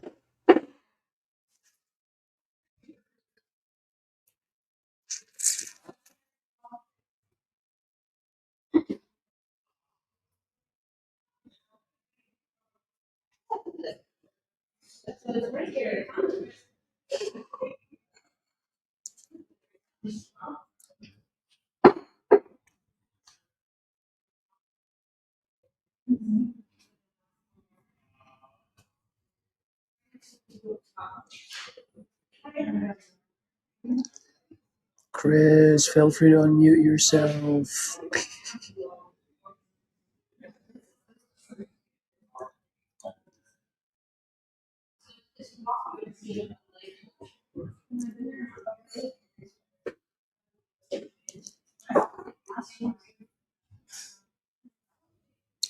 Let's go. Did I just get a new lead?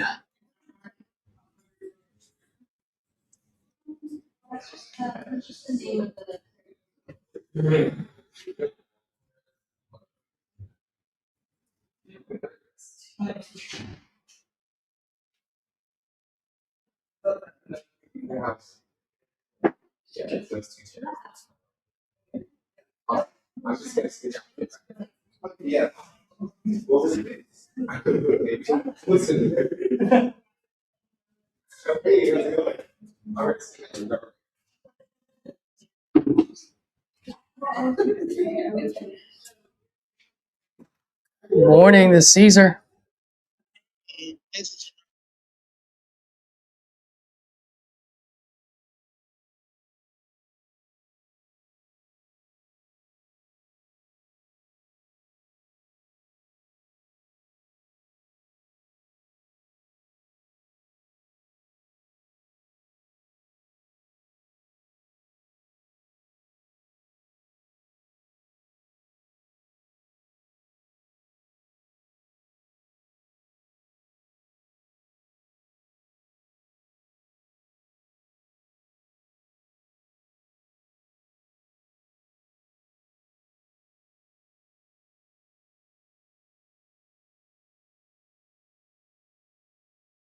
What I pay for everything.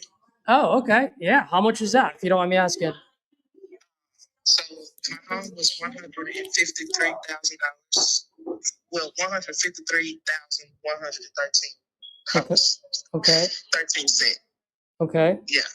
And my land, which was 5.5 acres, it was $22,750. 22,750. Yep. So that's why you said you were all in like around 175 or something like that, right?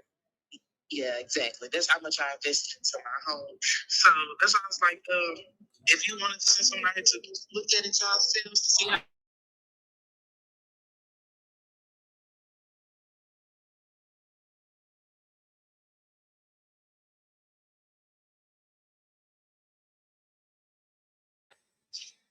Yeah.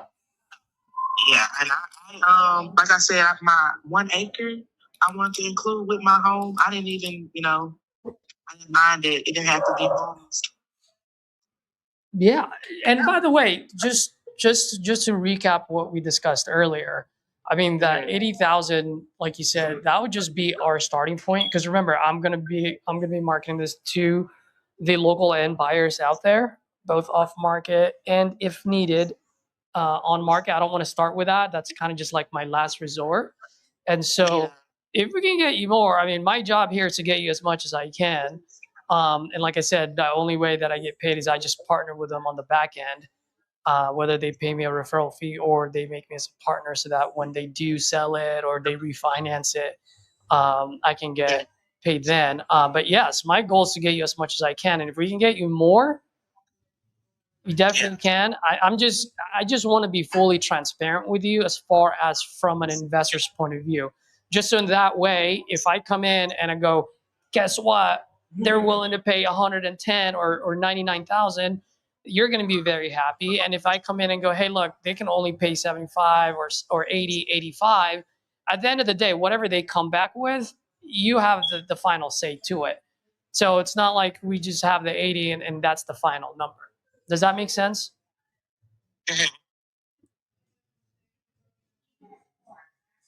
Yeah. Yeah, so that would just be the starting point. And like I said, I can and will send guys out there. I just can't do it without an agreement set in place because it does take time, resources, and capital to get it done. Yeah. Okay. So the agreement is asking for $80,000. Is saying that I'm agreeing to sell for $80,000. For now, yes. And so if they come back later and saying, hey, we can afford to pay more, right? And the reason why I'm and once again I'm just being fully transparent with you is because that place is so rural, and you said it yourself, right? Yeah, it is, but it ain't. It's still like 20, 25 minutes from Tupelo, and Tupelo is where Elvis Presley was born. It's a big city. I understand. It's still a far drive to the city, and I am the type that want to be in the city downtown. But it's not like, oh, we don't have nothing around here. It is a well-known city around, not that far. But I did invest a lot of money into it. So if you have another offer purchase agreement, I will be happy to sign it. At least $125,000. I'll let it go. It is a lot.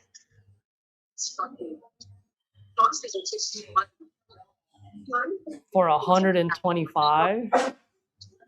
Yeah, the house and an acreage of land. And if you don't mind, I want to share our agreements with my lawyer, if that's fine. Absolutely. I mean, I can send it to him too if you want. I don't mind doing that. Yeah, no, it's fine. I can text all of it over. That's why I was like, I wanted to go over everything before I just sign anything. But my look, I see the purchase agreement now is, like you said, for now is $80,000. I understand it. So if you do have another offer for just 120, I am willing to sell my house and my acre of this land. It's not far from a big city. It's not in the city. And that's what I'm looking for. That's what I want to do. I want to go back to living downtown. Okay. So let me look at this real quick. All right, just bear with me for a sec. That's why earlier I was asking, about my warranties and like would that matter? Because I have a 10-year warranty on the home, and the next owner could use that. And that's why I was asking. Yeah, and if you don't mind me asking, is there, and once again, I'm only asking this because as I mentioned to you in our previous call, I generally do want to help out as much as I can. Is there a significance to that 125 number? What do you mean? Well, because the reason I'm asking is because earlier you mentioned like, yes, you're okay with 80, and I was fully transparent with you that that's just the starting point. And that I have no problem changing that. I misunderstood. I thought you were saying this like how much I basically would good. No, I was telling you, I'm laying all the cards out on the table for you, faced up. I'm letting you exactly how I'm going to do it. I'm even transparent with you that I'm not going to be the end buyer for this. I told you exactly how I was going to do it as far as marketing it off market with the local end buyers. And then if need be, putting it up on the market. That being said, the range can come in. And if it comes in higher, I will give you full transparency on that, on how much that is. And if it comes in higher, I'm more than happy to change that price at any given time. I'm not here trying to make a killing out of this. I want to get you to Atlanta as quickly as possible. I just need that at a price where it's priced properly so that you do get an offer within the next 60 days. And if we price it at the 125, it may take a lot longer. I'm just letting you know now. And a lot of people will probably be calling you, giving you a high price offer, and then get you caught up for the next 60 days and then just leave you at the altar at the last minute. Because at the end of the day, it's just math. Okay. Well, you can just let me know when you could get another offer. If you can get an offer around that number. Well, can I ask you a quick question? Is it the process that you're not liking, or you're not that's not jiving with you, or is it just the price? It is just I guess me not knowing necessarily my full value of everything. And with me paying, I don't know if you ever just purchased anything, just such a large amount of money, but with just cash, is what I'm saying. Of course, you have your own properties, but for me, for someone who just works for it, I have to really just put in time. Like, my house costs a lot of money, and it's just something I just don't want to just throw away for some quick cash because I want to just up and leave again. I want to get at least something. Okay, well, let me ask you this. What if we start at a price a little bit higher let's say somewhere in between the 80 and the 125. Is that something that would make you feel more comfortable? At least you know that I'm here to work hard for you, with you, to get you the highest that you can. Mm-hmm. Yeah. Would that help? Yeah. Okay. I mean, well, and I'm just, once again, I'm just being very, very transparent with you, because I always like to manage expectations, and I don't want, I don't want any surprises later, right? And so that 125 is going to be very, very difficult, just because, if you don't mind, I'll just share with you the numbers just so that you understand where I'm coming from. Is that okay with you? Yeah. Okay. So let's assume for a second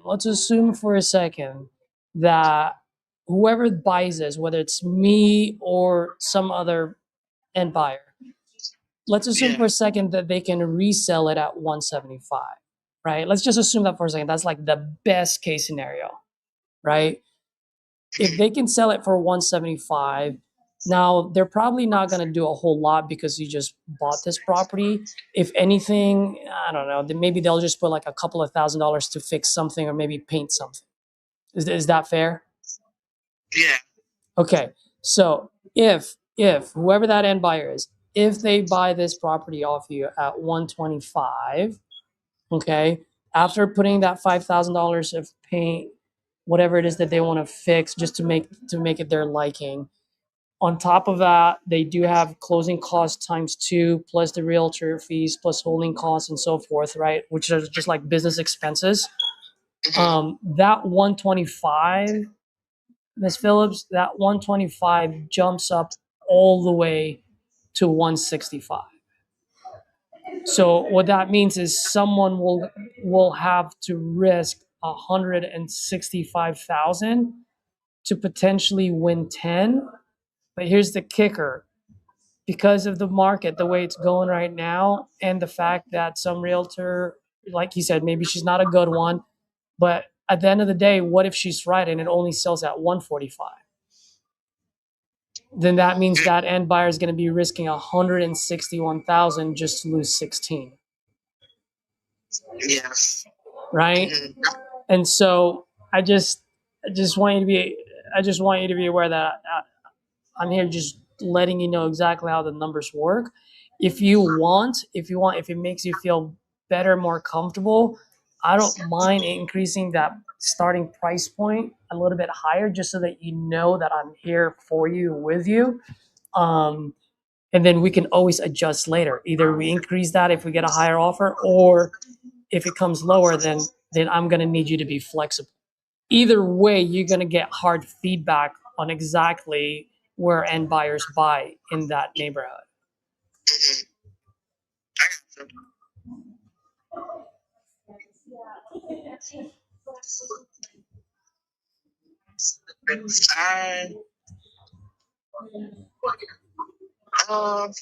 I guess I just need a little more time to think on this.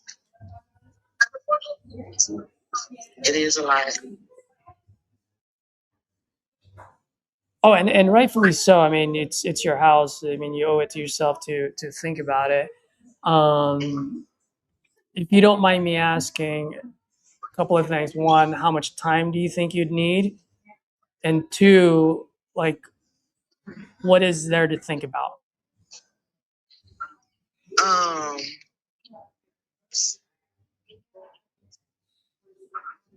guess it is the pricing point. Like I said, I am in a hurry to sell, but I'm not in a hurry to sign nothing that I was gonna get me, in any. I don't want to get in a pickle, that's why I was like, any papers. I don't want to sign or click anything. I want to just be able to fax that over to Ken. He can look at it. He can look at everything for me. I'm sorry, what was that last part? Just whatever paperwork, I don't want to do it before I click anything and sign. I can get that over to Mr. Wilson, and he can do it all for me and let me know, Yeah, absolutely. I don't mind doing that. Now, how much time do you think Mr. Wilson will need to at least look it over and then give you either the thumb up or the thumb down? Look it over for me if I tell him to. I'm sorry? So, I said, if I tell them to, if you could now, probably would just get to it now if they could. Okay, You know. so here's what I'll do, and I'll put an expiration date on that offer. And the only reason why I do that is because the last thing I want is any of my offer to be out in the ether and getting shopped around. But I do want to give you and Mr. Wilson time. That's why I was asking. I mean, today's Saturday. What if I just put like an expiration date on it on Tuesday? So Tuesday night. So that way, Mr. Wilson has all weekend and Monday and Tuesday to look it over. And if he has any questions, he can give me a call, and then we can go from there. Okay. Does that sound fair? Yeah, I'm pretty sure he won't mind speaking with you anyway. I would be more comfortable, going over everything before I sign anything.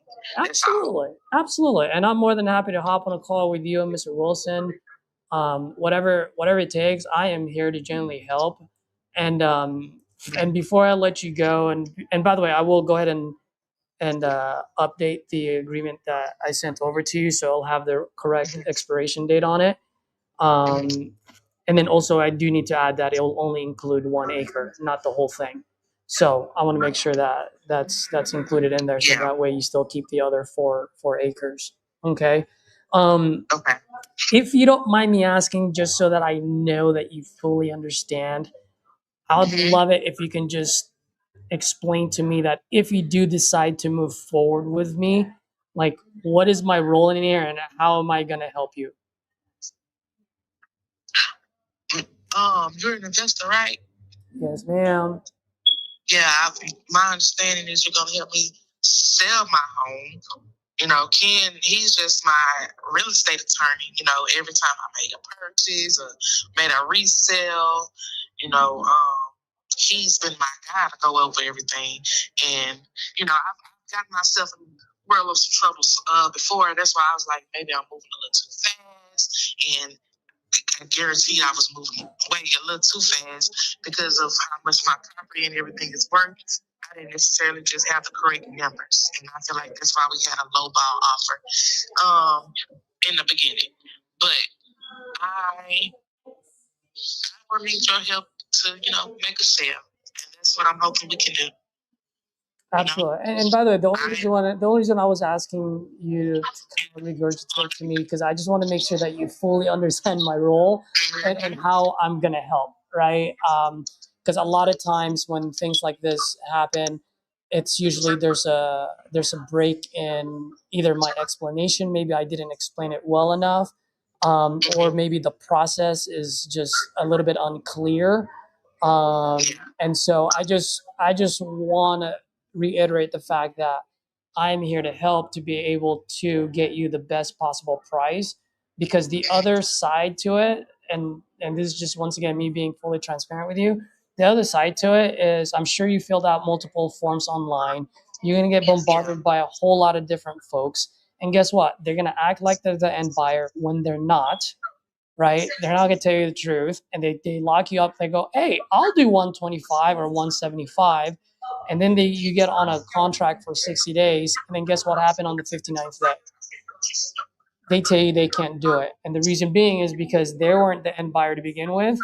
And the whole time they were looking for an end buyer for you. And that's why I said, I think this is a job my lawyer needs to do, because I've got, like I said, myself in trouble like that before, and now I know the process. Like, if I do get an investor or realtor, them on the contract, say, okay, I'm gonna have to give you 72 hours to do your little, due diligence or whatever, look and inspect or whatever y'all have to do. I have to put them on the time. That's why I was like, I don't want to have my time wasted, and I don't want to waste nobody's time. Yes, ma'am. Like I said, I am really looking to sell. If 125 is what y'all could do, I'm willing to sign the papers tomorrow, but I will have to have my lawyer look over the agreements. That's what I need. Oh, yes, ma'am. Yes, ma'am. And by the way, I'm not forcing you. I just want you to know that I'm not forcing you to sign any way, shape, or form.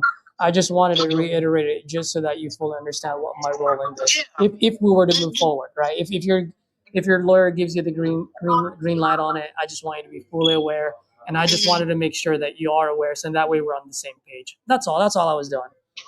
Yeah. That's what I understood that. I just just was going back, and I'm glad I did because now we see how much my home really is worth. Not never just up in the air floating around. Yeah, no, absolutely. And by the way, and once again, I'm not trying to sway your decision any way, shape, or form, because I know that you do need to get it to your lawyer. So I'm past that. But I do just want to let you know that if you did buy that at $150,000, $3,000, right? For someone that would buy it and live there, then yes, they probably buy it for 150, maybe 140, around that range. But from an investor's point of view, it has to be a lot lower because they have business expense and they gotta have to make a little bit of change in the back end. But either way, that's something that I can take care of for you later on. I'll redraft this agreement. I'll send it over to you. And then what I'll do is, since we're already on the phone, can we schedule like a follow-up call on Monday, like Monday afternoon or Tuesday, Monday, whatever's best? I have, we can try to do Tuesday or Wednesday. I have classes. So I'm just going to see, and I am a single mom. So, I have to figure out some things. I'm just trying to see. Tuesday probably would be best. Tuesday? Okay. Around what time on Tuesday? Around 3, 4 o'clock. 3 or 4 o'clock your time. Right. And you're still out there, so your time. What time is it over there right now? Is it 2 o'clock or 3 o'clock? Yeah, it's 2 o'clock. 2 o'clock, that's what I thought. Okay. So I'll give you a call between 3 to 4 your time on Tuesday. Okay. And then I will void out this one that I did, and then I'll go ahead and resend it to you with the proper expiration date and so forth. Okay. And I'll have the right verbiage on there. Okay, then. All right. Once you send that link, I'll be able to forward that to him. That's what I'm gonna do. Copy it and send it to him. Yes, ma'am. And I'll once I send it to you, I'll send you a text letting you know the correct email to send to him. And I'll download it in a PDF format too, so that way if he clicks on that link, instead of him clicking on it, he can just he can just open the PDF and he can just read it over. Okay, yeah, great. Cool. All right, we'll speak Tuesday, and hopefully he have all them forms read. Yes, ma'am. We'll go ahead and do that. And one last thing, if I may, just one last small favor from you. Whatever Mr. Wilson says, whether he gives you a green thumb or a green thumb, a green light or not, or thumb up or thumb down, if you can at least hop on one more phone call, just to be able to close the loop, I'd really appreciate that. Okay, then. All right. Cool. I will talk to you on Tuesday at 3, and enjoy the rest of your weekend. Right. Well, there goes my contract for the day, or my third one.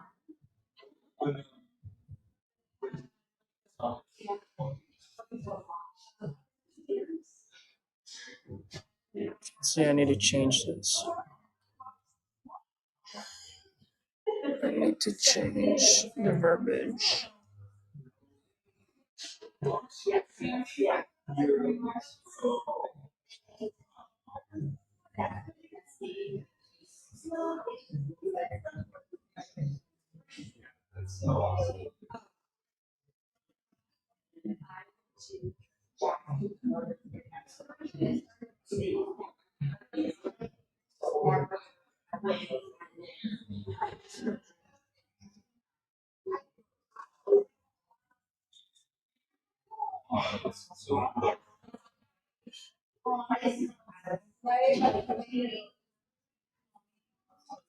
Well, lady, there's still no mobile homes around here.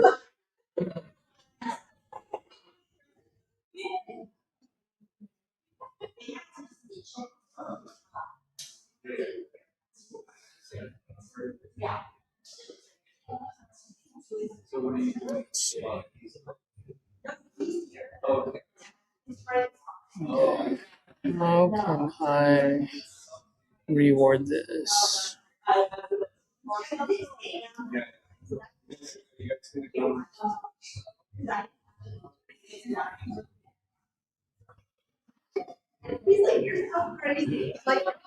There's no way.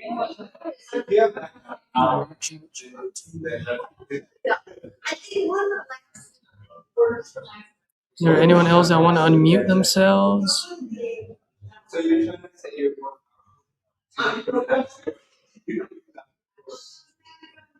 Looks like Edward is on the call. I know. Edward always forgets. I'll text him.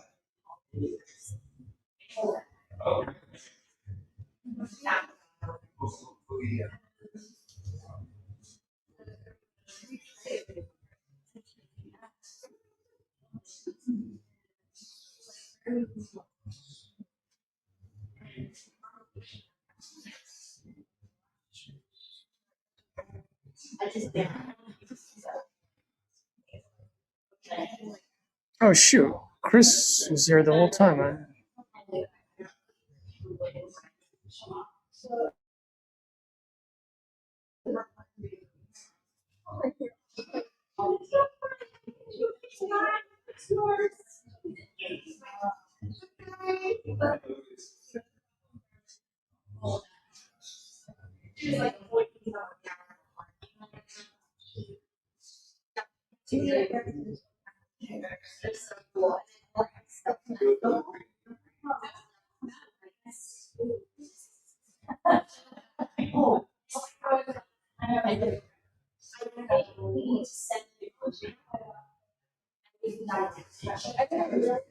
Oh shit, how many red panda leads do I have now?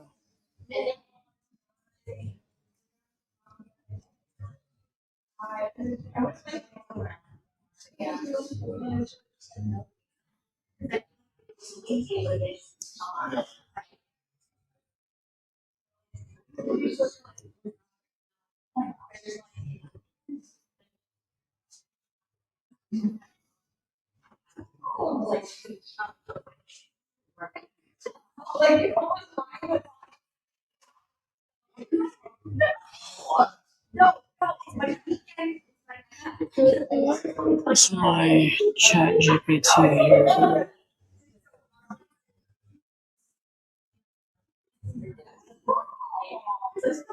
Seller agreement. There you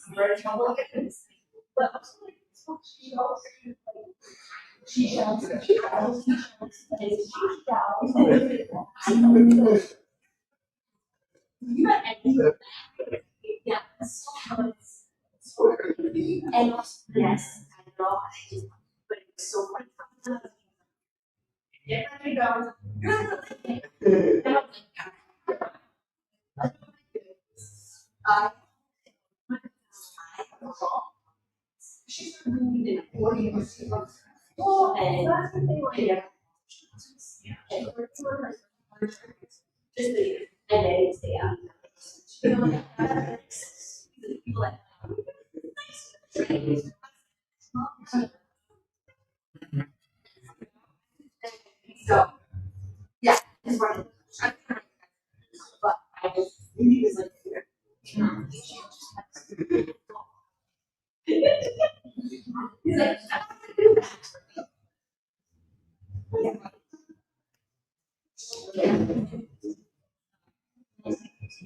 Oh, I like this. I can add this one on there.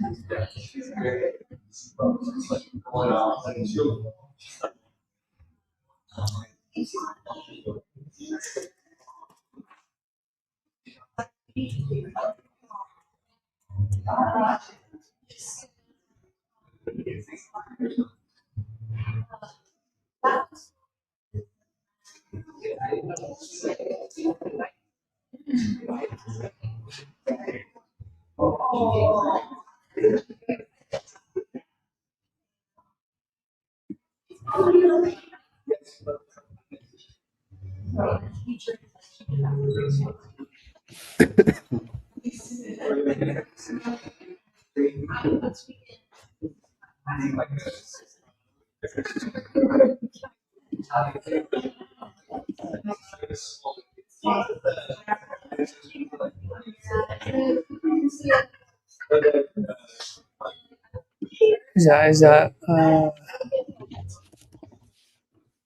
Edward back on? Who's on? Yeah, I'm back on. Saw your text, but during that point, I was like, it's not even worth it. Yeah, it's cool. Seller, upon receipt of such feedback, seller shall have the sole discretion regarding how to proceed. Any final agreed upon terms and or adjusted price shall be minimal. Perfect.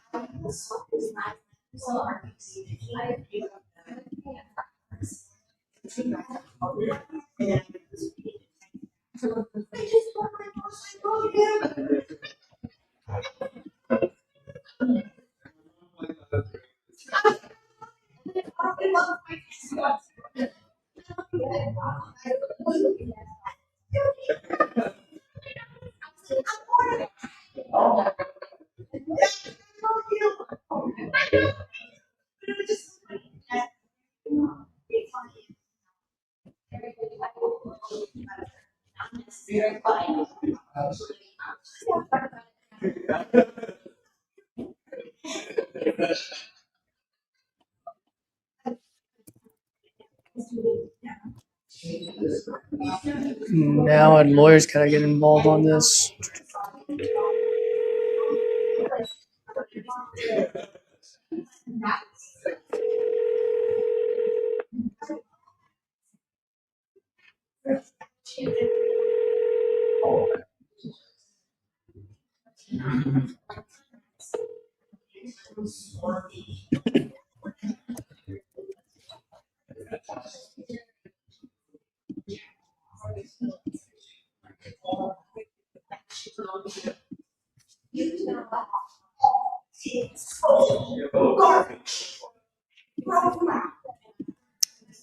Oh, come on, Caesar.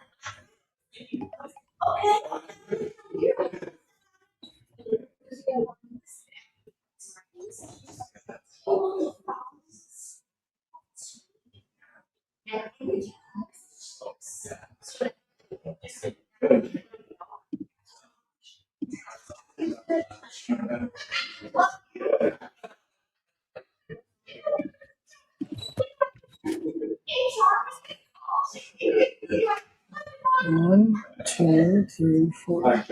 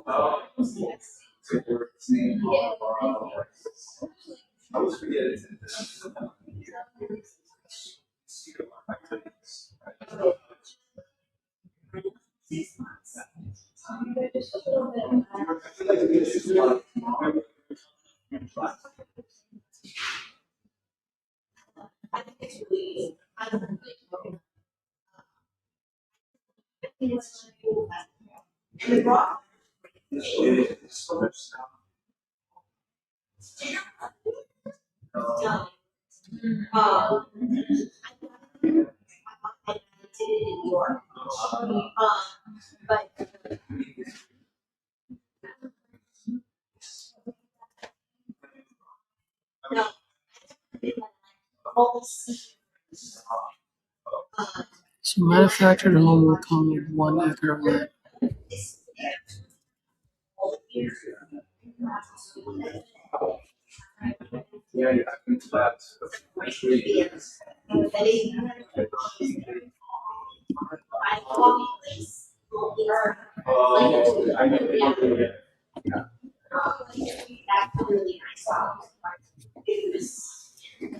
Sounds good.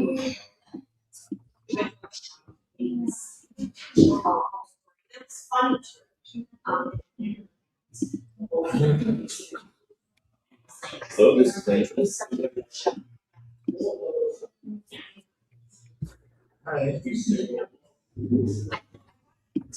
Yes, Angel. Post funds for Jones.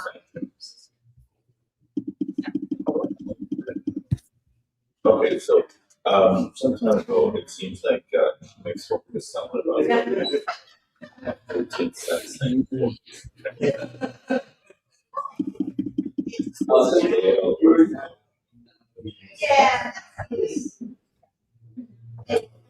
Well, appreciate you calling me back with anything else, or is that just that?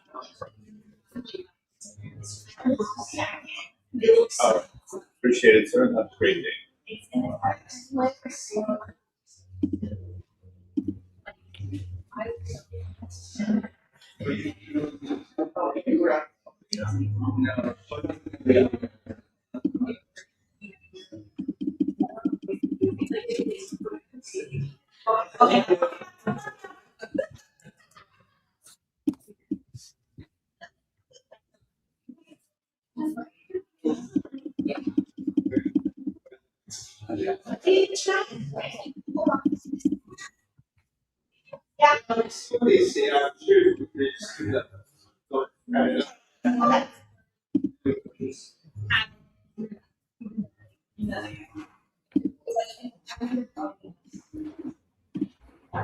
Okay.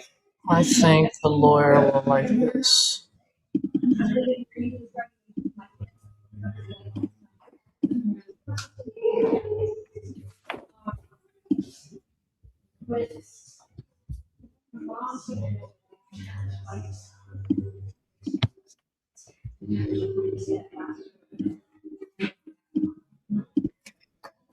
Let's do that.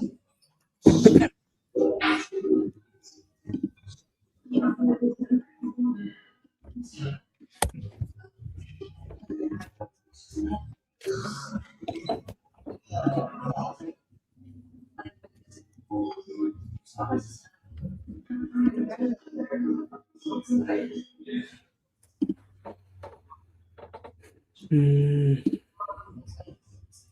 is Dolan making calls or everyone just muted? Yeah, I don't know. No one is speaking. That's the thing. I'm making calls. Maybe it's the time of day. Still cranking the calls. Yeah, you get reached Quincy Carroll. Sorry, we're not able to.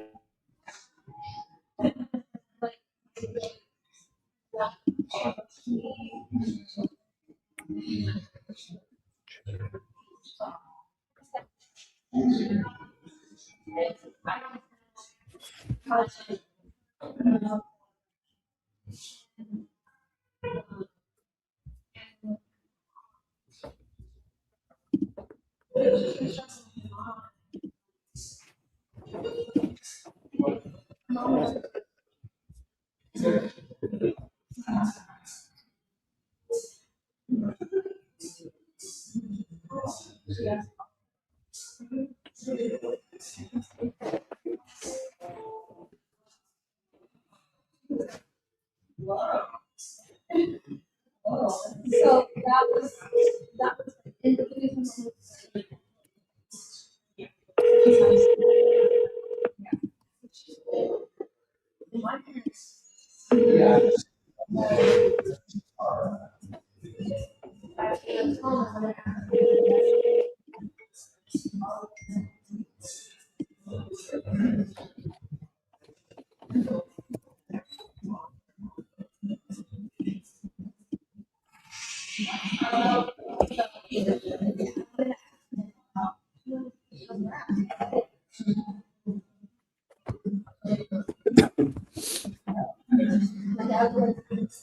Oh man, I'm such an idiot. I did not change the fucking expiration.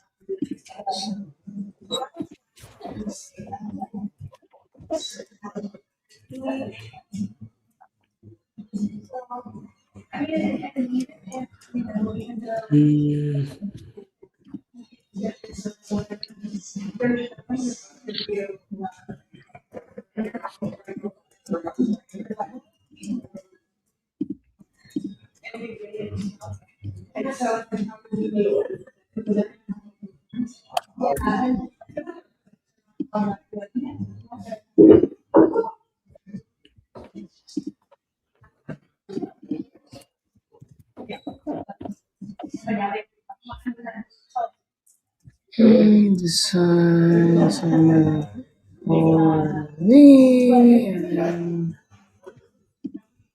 and get the green light.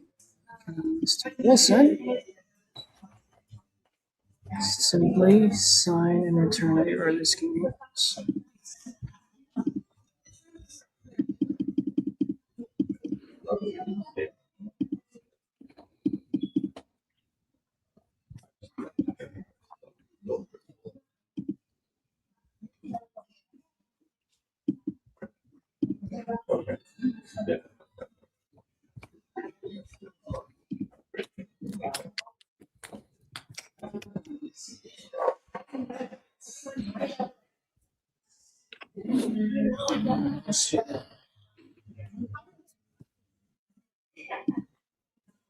Jamil, you on the phone?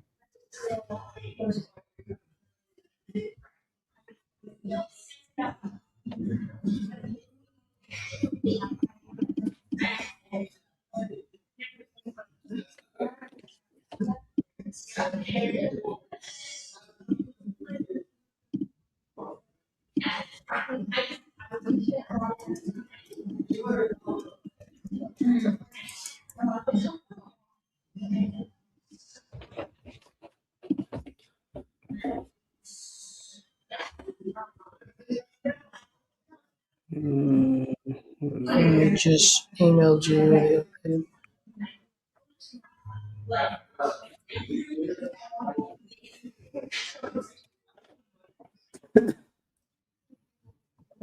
Please leave your message for.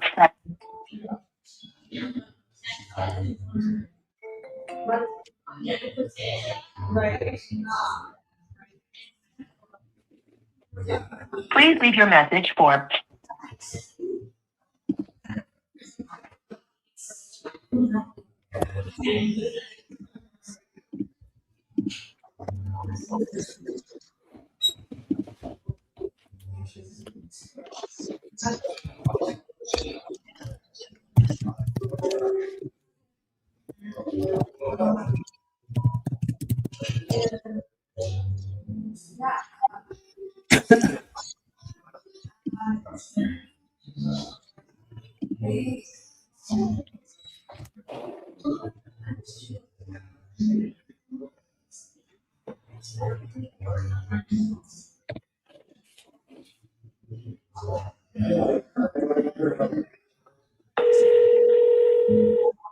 I've always been like that. I don't lie. I don't like to lie. Everybody else lies. Must lie. I hear you. You can literally go on the internet and look up Novation King, and you'll see these clowns. I want it to be a win-win situation, though. I mean, what is it that you're hoping to accomplish from selling this property? My wife He's your died mute. by cancer in the house, and we had it for a long time. And I can't feel myself living in there. I can't stay in there. It's a lot of memories that I got, and that's the only problem. That's the only thing. I tried it, and I can't do it. And that's why I decided to sell it and just get out, get another house, and then get away from that, because my brain was, I don't know, falling apart, like missing her like that. And but I'm trying to gain out of this, but me.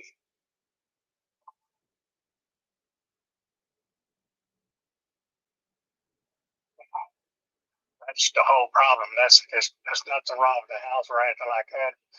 We would still be living in it if she wouldn't have died like this. Jeez. She was laying there, man. I couldn't do a damn thing about it. She was dying and shit like that, and I'm not even gonna talk to you about that. I'm sorry. No, I'm sorry. I had no clue. Well, it's not the house is bad or anything like that. It's just bad, man. It's just bad. I can't live in it. I just can't do it. I can't sleep in it. I mean, I just can't be there. I see her in the kitchen. I see her in the hallways. I see her sitting there. I mean, I don't want to talk to you about it. I'm sorry, man. Hey, yeah, you can call me later sometime. Can't talk anymore. Bye. All right, when's a good time to follow up? Oh my God, that was okay. I used follow up. Danny Herman says don't do that. Jeez. What exactly does Danny Herman say? I still don't know. I still gotta ask him. Oh man. I talked with that seller last month, and that was the thing that I needed. Why I couldn't close that deal before. And now that I got it out of him, yeah, I see why he hung up on me. That was a lot. You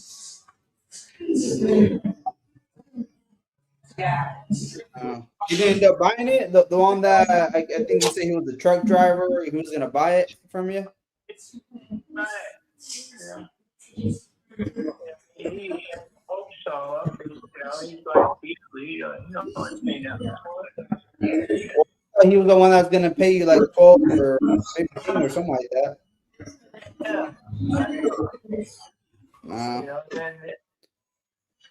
Then he saw it. He offered. Yeah.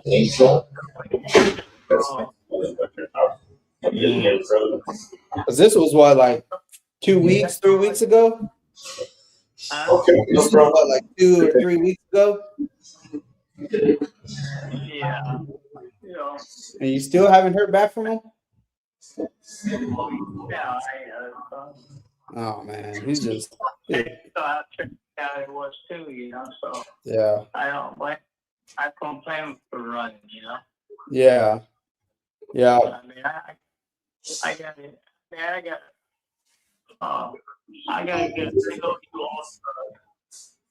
load that shit in there. Take it to a dump. Then go back, sweep it out, Jeez. Man. Yeah.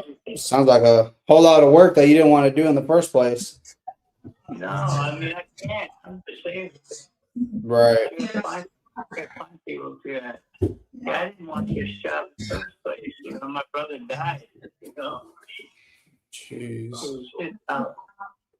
Yeah, it was his house. I'm just selling it. Yeah.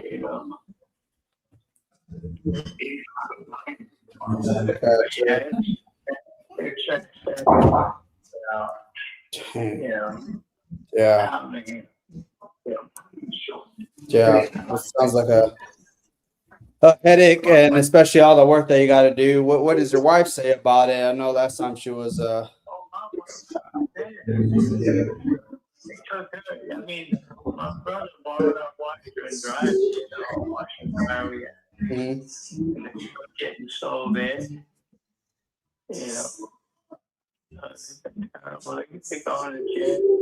Oh man, they sold it and then never paid you rent. Yeah, sold the washer and dryer. Sold the 97 pickup truck that was on the property. They sold that too. Had a bad motor, but it wasn't theirs to sell. They sold a '63 Harley Davidson golf car. Yeah. Yeah. Jeez. Then wait till the judge sees the pictures of the place. Yeah. You know, there's no reason for it to be trashed like that. Yeah. You had them on a lease, right? There was a lease agreement in place. No, see, my brother, he was his place. Mm. You know, and this guy used to hang out with my brother. My brother was alcoholic. This guy's alcoholic. You know, and I guess he thought that, you know what, my brother dies, you can have everything. But my brothers, you know, it doesn't work that way. Yeah. You know, I mean, that's not how it works. Yeah. Jeez. So I guess what's the plan now? I mean, just trying to get from underneath it and not having to worry about it, or what's kind of like your plan there? Well, let's see what I can do. I'm gonna clean it up and see. Give it, you know, give it a little time before I just dump it. You know. Mm-hmm. I gotta clean it up. I can't. There ain't no way sell it to nobody in that kind of shape.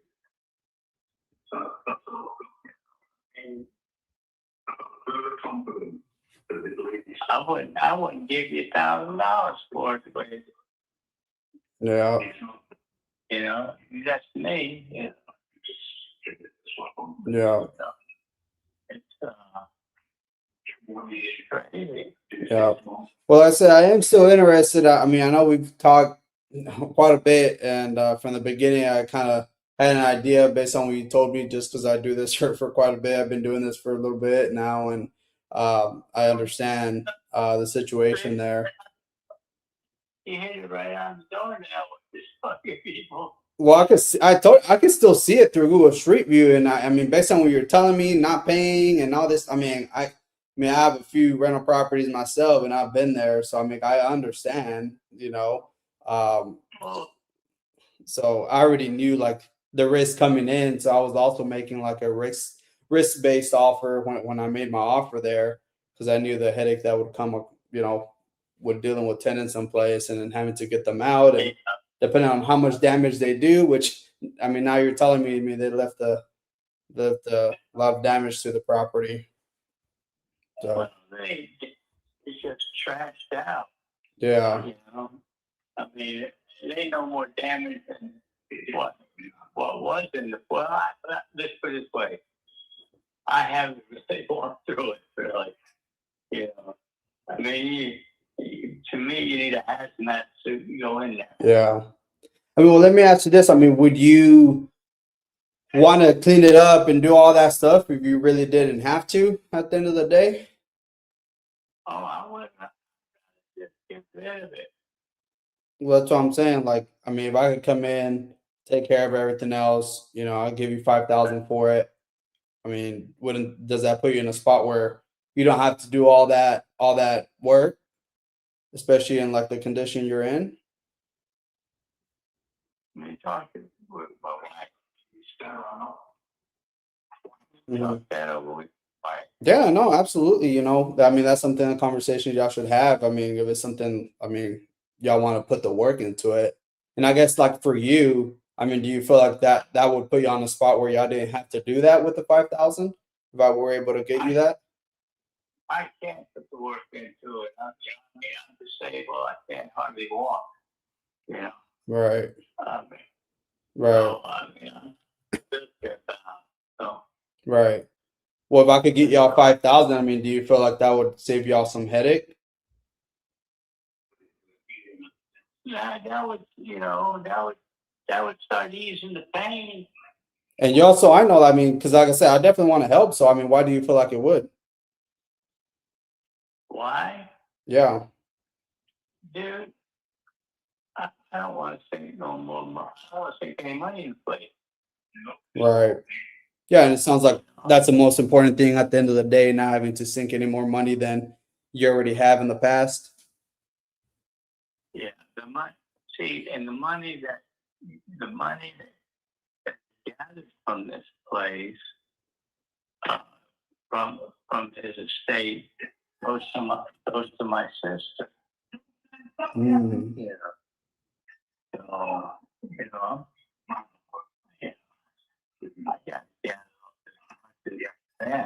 Yeah. That property, you know, I mean, I've been paid many times over on that property. All right.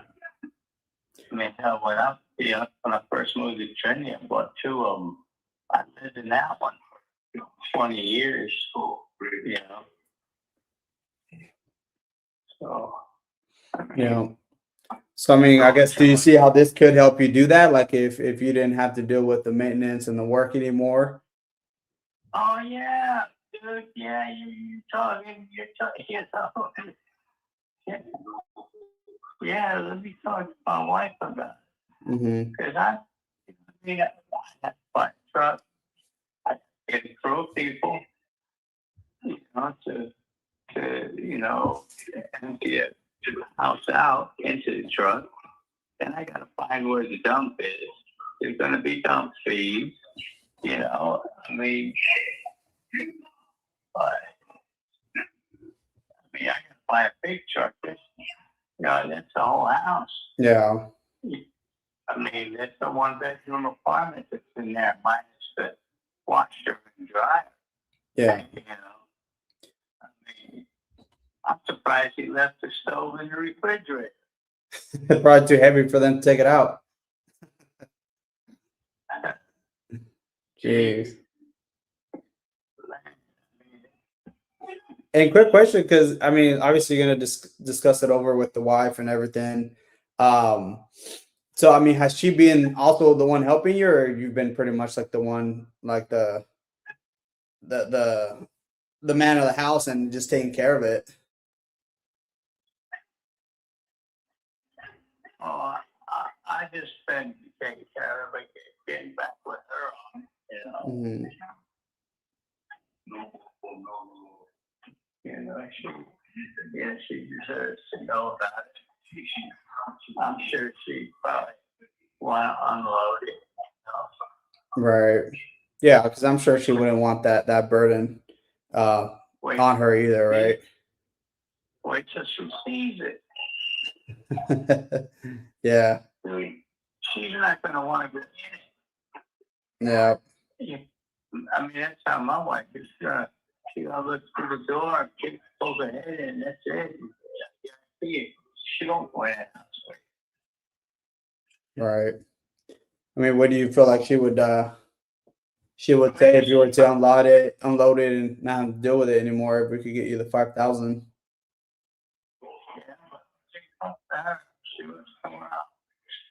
Okay. Would she happen to be around, or when should I follow up later today? I was taking a nap. She was here. She just thought she was off and lunch. She was here messing with her little garden. Now she's gone. Yeah. Okay. Well, would it make sense to, I'll connect real quick, maybe later today? Oh, I'll see you today. Yeah. Okay. When should I give you a call back? Would you say here in the next hour or half hour?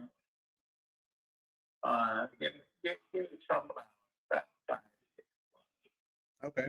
All right. Well, yeah, I mean, I'll give you a call around 5 and we go from there. And hopefully it's something that we can help you with and get this unloaded so that way y'all don't have to deal with it more than you already have. Well, I say, where'd you get your training? Where did I get my what? Your training. My training? Yeah. How do you mean? Well, I'm buying and selling houses and stuff. Oh, buying property. So, yeah, I mean, it's basically relationship based. I mean, there's also a guy named RJ Bates. He's a pretty big known real estate guy. And I mean, I've gone some training through him and some relationships I've made in the way. And also trial and error helps a lot too. All right. Yeah. But you have a way of I don't know, a way of your sales pitch, Oh, sales pitch. Well, I don't look too pretty, so I have to make it up somehow.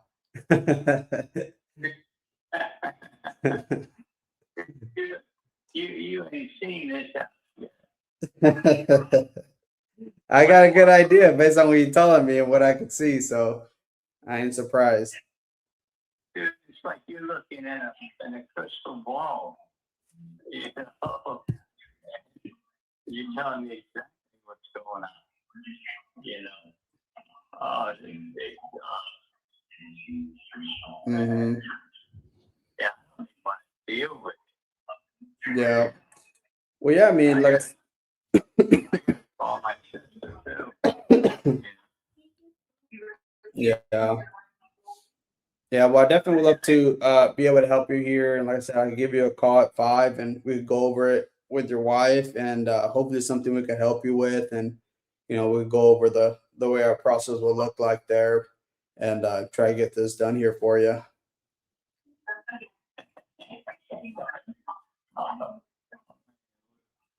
Give me a call about 5.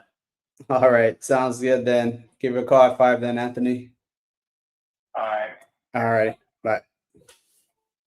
Oh, man, that's going to be my number 4 right there.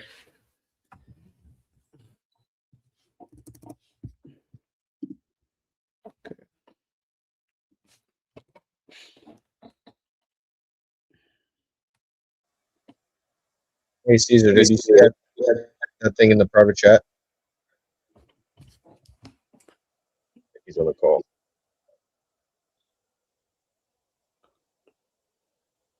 Edward, did you hear that last call I was on? No, I did not. All right, Miss Colleen. So I got you on here. Is the property on Fountain Creek Boulevard? Is that right? Yes. Out in Potts. Okay, and you're still looking to sell this property? Yes. I Oh. got the bids in. You asked me to call you back. Oh yeah. Okay. It is 420. Is that the highest bid you got? 420,000. Yes. All right. Let me see what I can do As here. is. As is. And I know I spoke with you. Maybe it was like last week or 2 weeks ago. Can you refresh my memory again on what's going on here while I look this up? It was hit by lightning in 2020. Contractor did a crappy job. I sued them. Unfortunately, they decided to go bankrupt. So I'm stuck with a house that they did a terrible job on. Oh yeah. I remember. Was it fire? Was it or? It was hit by lightning. It was by lightning, right? Okay. And you said you had someone offer you 420 on this? Yes. How much did they say, or did they think they can resell it for? I didn't ask. Yeah, That's what I their figured. Yeah, exactly. I was gonna say that was a dumb question on my end. Give me 1 second. I'm just trying to remember what was the rehab cost on this.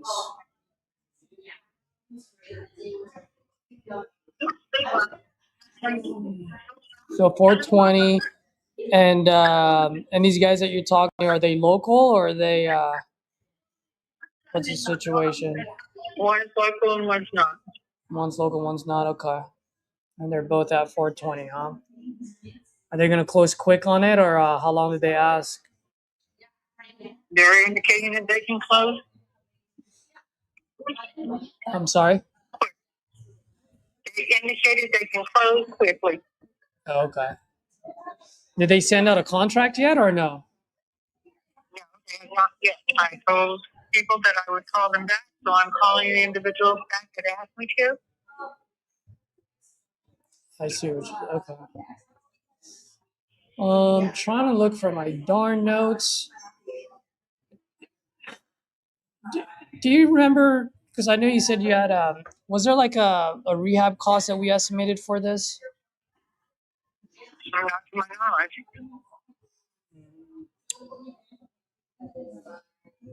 You didn't provide me a lot of information other than you wanted me to call you back, so I am doing that. Yeah, no. I was just asking if you had like any estimation on the rehab cost and how much it would cost me to get this thing caught up to date.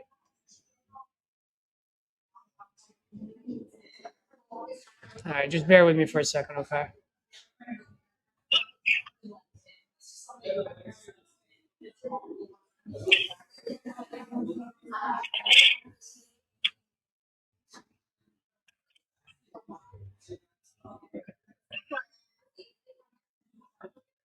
And I just want to make sure because sometimes the online can be incorrect. What's the bedroom and bathroom count on this one again? 4 bedrooms, 3 full baths, 2 half baths. 1 was plumbed in, not completed. Okay, yeah, and there's like a 4,000 square feet house, right? 4,066, something like that. Correct. 3-car garage plus 3-car garage plus what? like a workshop area. Hmm. Okay. All right, ma'am. Just give me like 2 more minutes.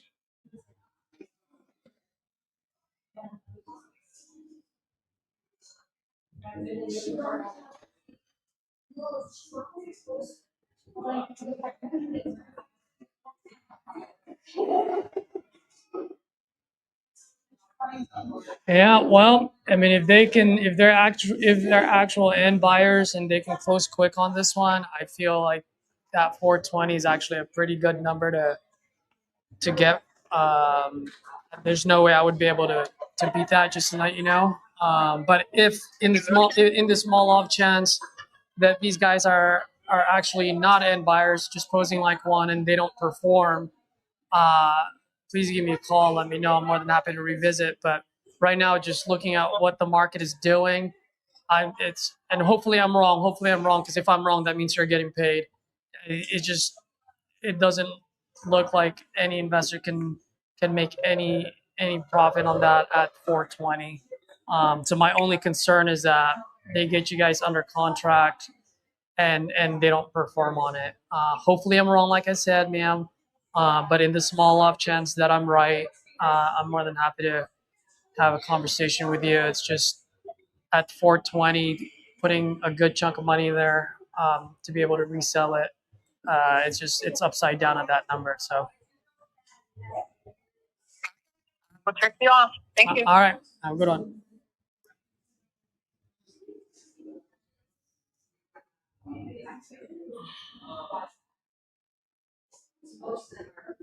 Just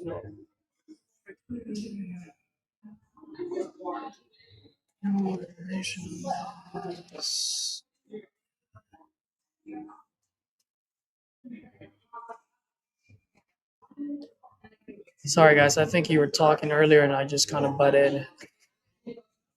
Well, I wanted your input as well before I press send on this text. You heard that one seller with his wife and stuff like that, and then he hung up on me. I just heard him hang up on you, but I didn't hear anything else. Yeah, he got like really, really emotional, and that's information I couldn't get out of him last month. For that reason, I'm assuming. And he was like, "I can't do this right now. Call me later," and then hung up. So I was gonna send that text to him in the chat, but I kind of wanted to see what you thought about it. If it was like too abrasive, not abrasive enough. I don't know.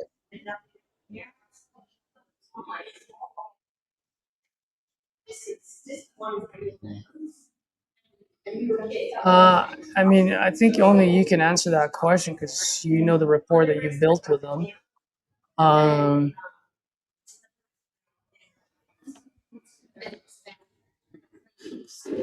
Maybe throw it on ChatGPT on how you can even reword that. What was the last question? Or what's the question? Look at the private chat that Jamil said.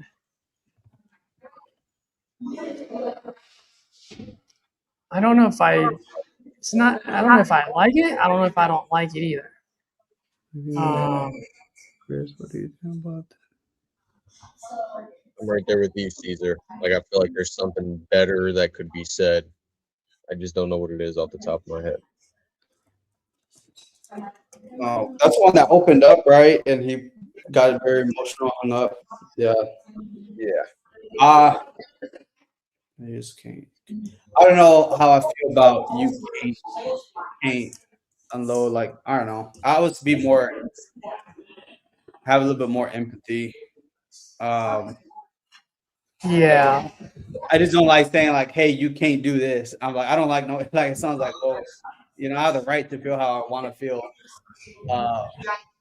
So I don't know how we take it. Like, it was pretty much what Caesar said. Like, your rapport with them, how you feel. Here's a good one. All I have to do is just drop it on ChatGPT.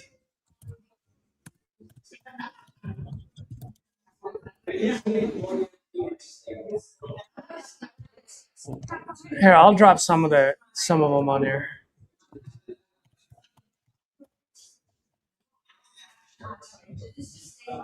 This one.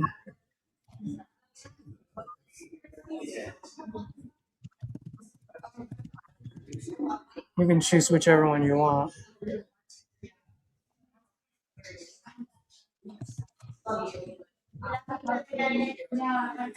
Oh shit.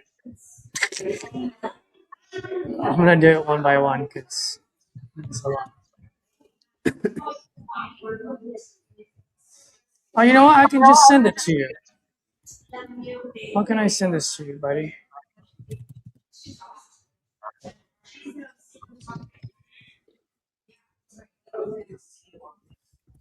No, actually, no. I'll just send it right there in private chat. You can read which one you think is best for you.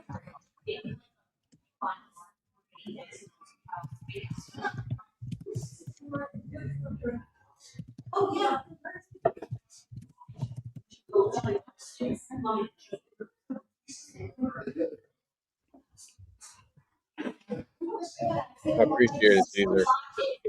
Yeah, there's some good ones in there. Like, hey Jose, business aside, I appreciate you opening up like that. I'd like to see if there's a way I can help make things a little easier for you. When can I call you back?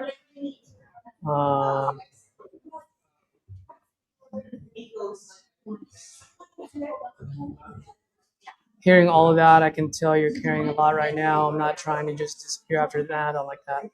Oh shit. You shared a lot with me, and honestly, I'd feel wrong just leaving it there without at least trying to help however I can. That's huge. Get the business aside for a second. Hearing everything you're dealing with makes me genuinely want to help. Yeah. You know, things like that where it's more positive. I hate saying you can't. Oh Yeah. yes, I can. You know.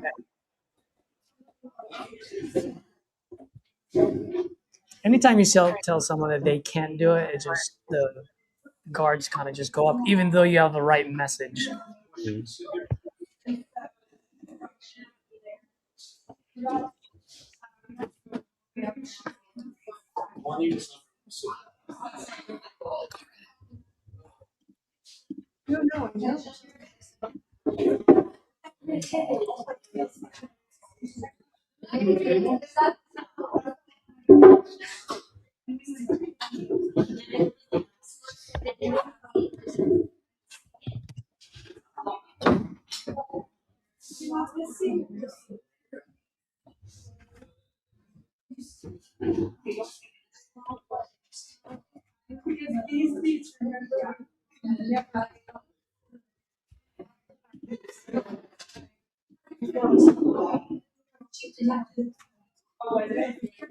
All right, folks. I'm going to be on my headset because I've got quite a bit of people on here now.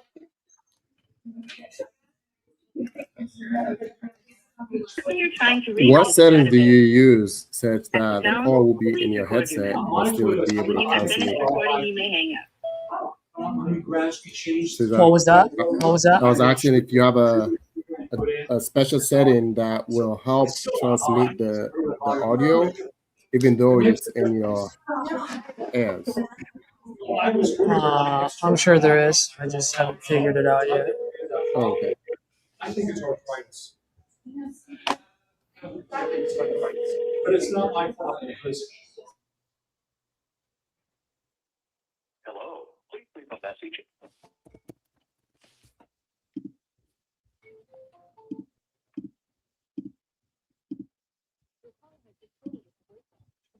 When you're trying to reach is not available. At the tone, please record your message.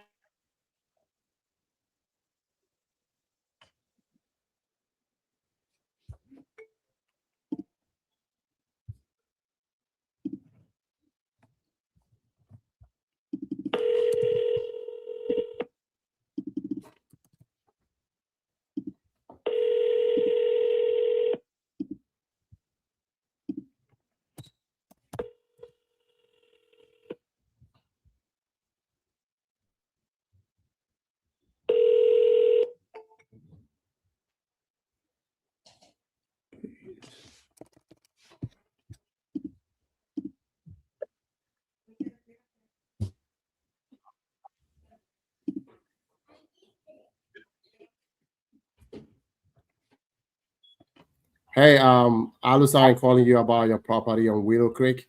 Are you still looking to sell that one? It's not for sale right now. But it's not for sale right now? No. What changed, man? Huh? What happened? I thought you had reached out about wanting to sell. I'm got another plan in mind. And I still may. I don't know right now. Oh, man. You don't know right now? Yeah. When do you think you will sell then? Hell, I don't know. It could be. I don't know. I could wake up in the morning and be like, hell, I'm gonna sell. You know what I mean? Yeah. I don't know. I think you had said you were looking to move. Are you gonna move or all of that? It's like. I'm sorry. I know. I think you told me when we last spoke that you were looking to move. So. Yeah, I'm still looking. Well, what kind of mess was? I lost my job. Oh man. So now I'm kind of trying to catch back up and everything. That's why I don't want to sell right now. Man. But I mean, you know what I'm saying. Later on, once I get back on my feet and everything, good. Totally. I'm getting ready to start a job, a new job. Yeah. Okay. So, you got a job right now, or you're still looking? No, I got one. I'm getting ready to start. Okay. I got to go for my interview and all that. Okay. This week. Okay. But yeah, but as soon as I do that and get back to where I was going, then yeah, I probably will sell. Okay. That's cool. Yeah, sorry to hear that. You're going through a rough patch, but hey, wishing you all the very best. I'll just keep checking in with you to see what the situation is, because I'm still buying in that area. Yeah, just keep checking. Like I said, keep in touch, because you never know. I may not want to today, and then tomorrow I might be in a position where I can, and I want to. Yeah, but if you wake up tomorrow and you want to sell, please call me. Remember me. I'll give you a call. I'll call you this number here. Yes, please. Save it as Alusai 30. I close in 30 days. All right. Yeah. If I decide anything, I'll let you know. All right. Sure. All right. Well, you enjoy the rest of your day, okay? All right. You too. I appreciate it. All right. Bye. All right. Bye.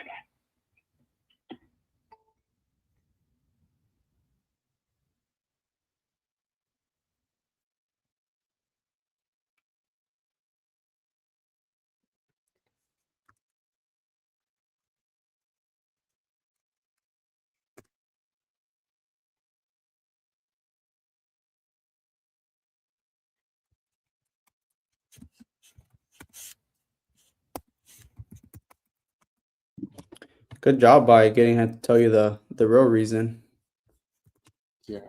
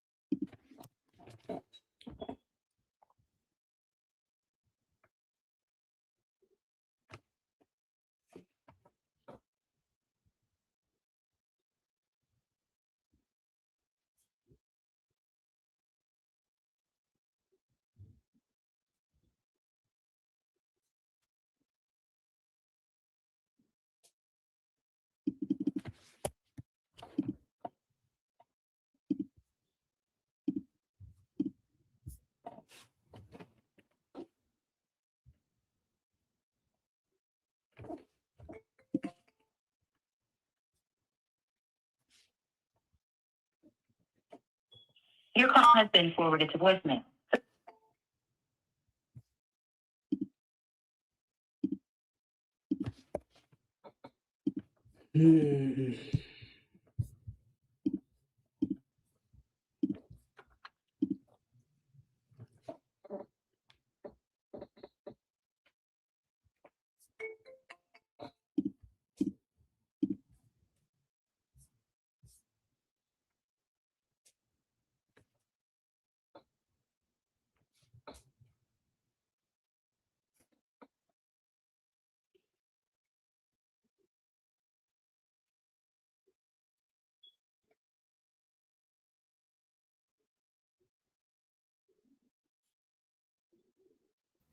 Is he selling that one?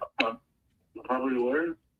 Oh, on First Avenue in Wilson. Well, that's probably it's sold. It's sold? Yeah. Oh man, I missed out. Did you send?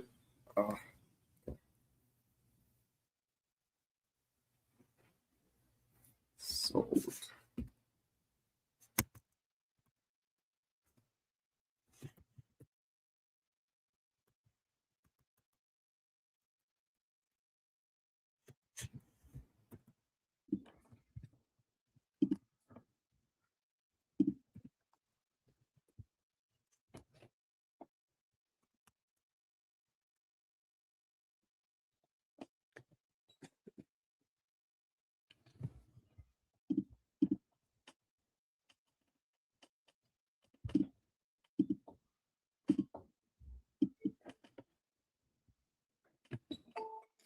What's going on here?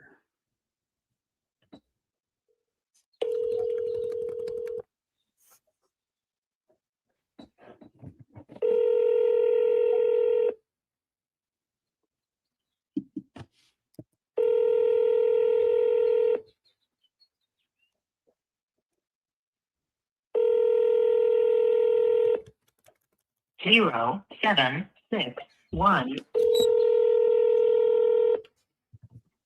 Leave a message and I'll get back to you as soon as I can. Thank you. The mailbox is full and cannot accept any messages at this. 3 3.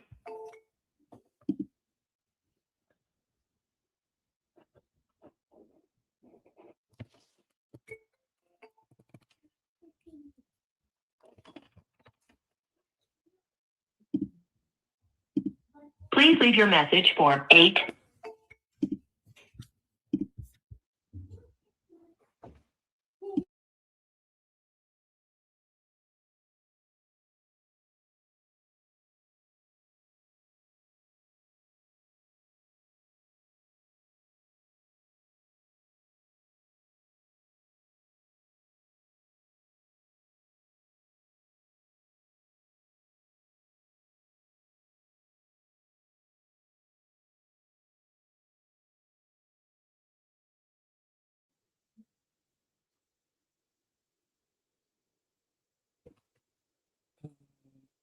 Is there someone on the phone?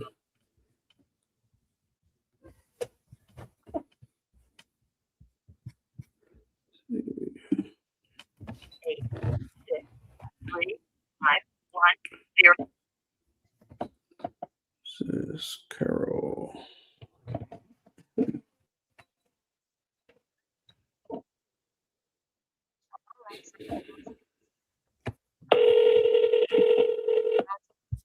I'm sorry, you can't leave a message because.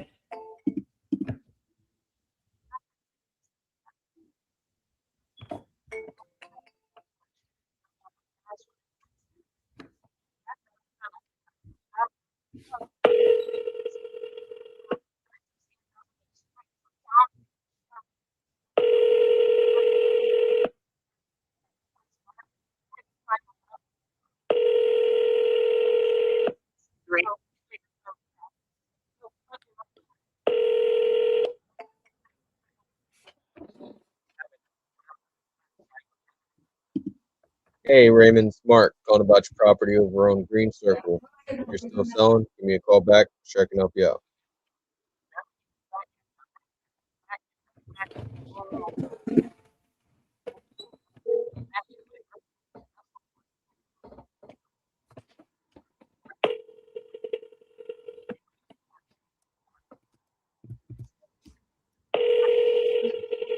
Dang, Edward, the only red panda lead that I took was like no equity. What you say? I said Telephone number. the only red panda lead I took, like no equity, dead. Bro, take some of mine, the ones that haven't answered. Yeah. I just called them right now again. No equity, slow market. I'm just gonna get it, dude. It's not even worth following. Yeah.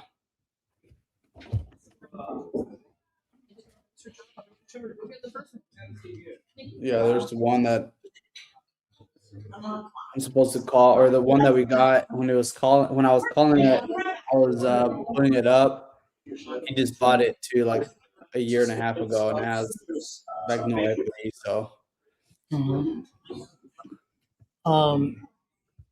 Yeah, Randy, just to answer your question, so far it's been pretty good as far as, so let me answer this two ways. One, I don't have a big enough sample size to have like a proper KPI on how much I've made money and so forth. I literally just started them. We've sent out a couple of contracts.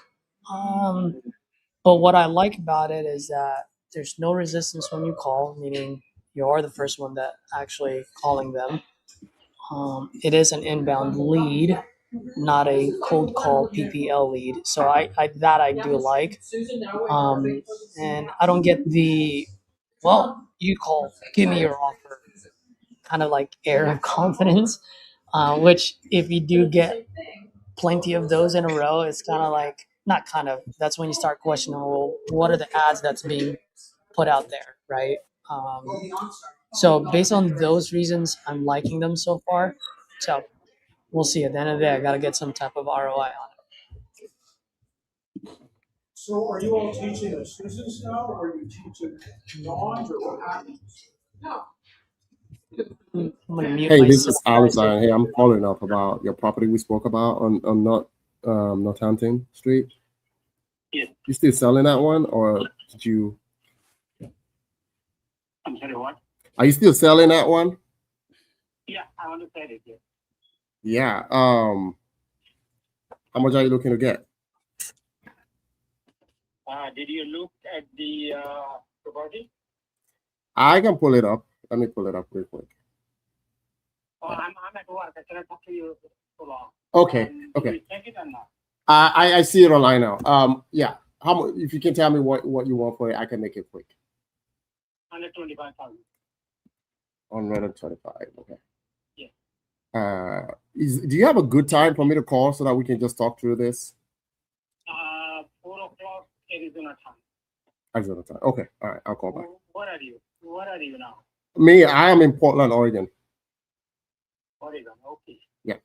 Call me Arizona time. I don't know what is the Oregon time right now. We should be an hour, behind you. So that should be like 3 o'clock my time. I don't know. It's 1:12 in Arizona right now. Oh, okay. Never mind. We're on the same time zone right now. Okay. I'm in the middle of the work. I cannot talk to you too long. Give me a call after 4 o'clock. 4:10, 4:15 like that. Okay, we'll do. All right. All right. Thanks. Okay. Bye. Bye.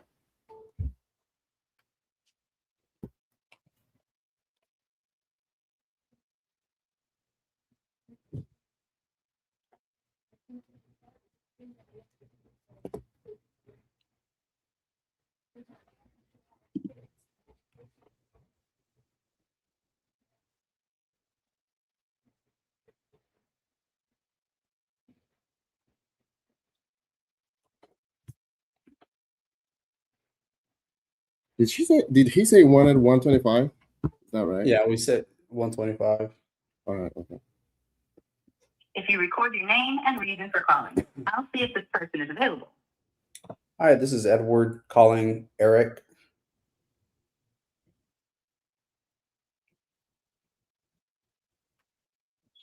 Thanks. Please stay on the line.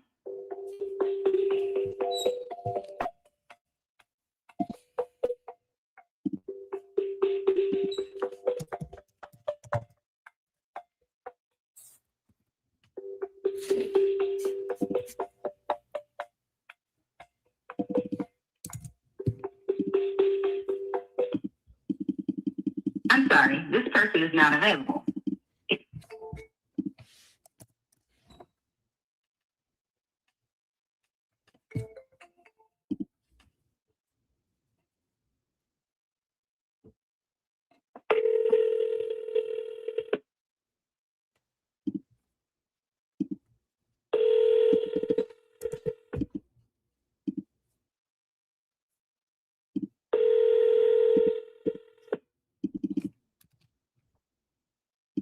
Hey, this is Richard.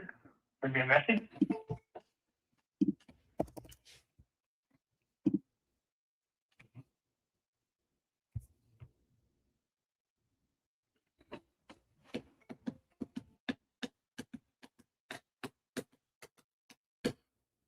I'm sorry, the person you were.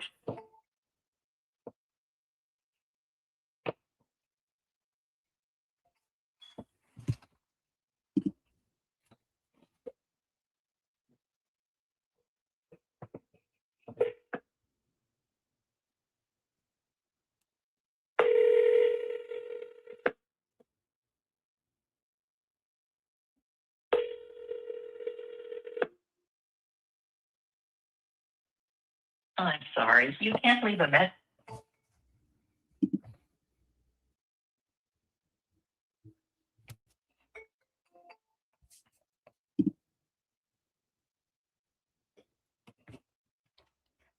The email subscriber at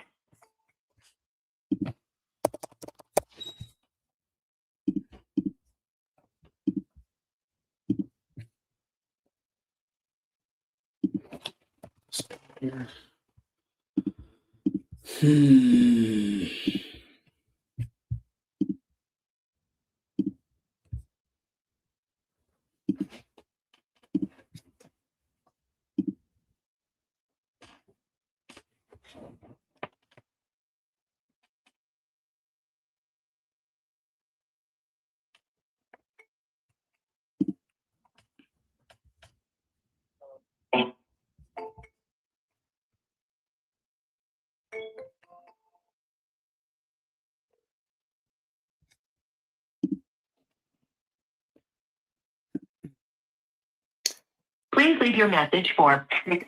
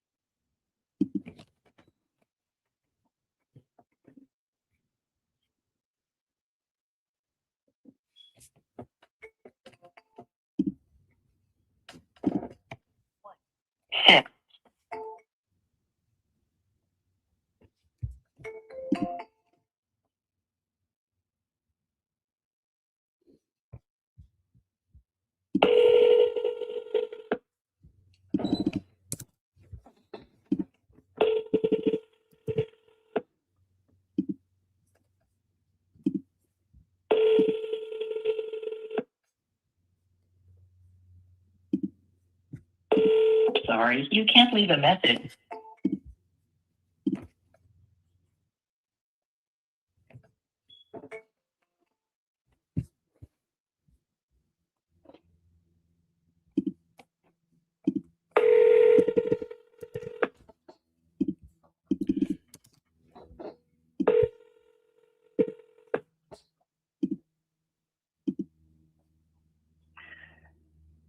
You reached 9510.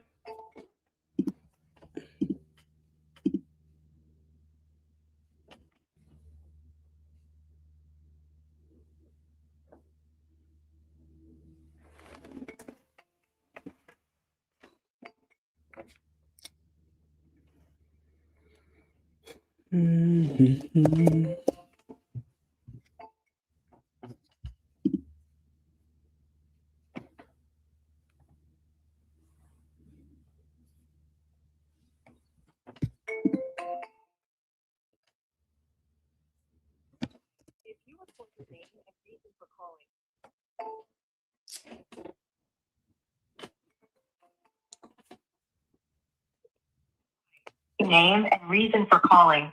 I'll see if this person is available. Hello, this is Edward calling Juana.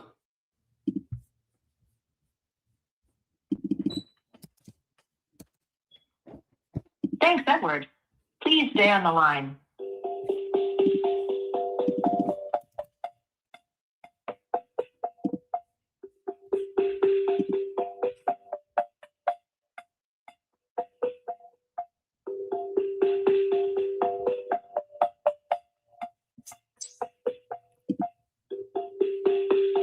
I'm sorry, this person is not available.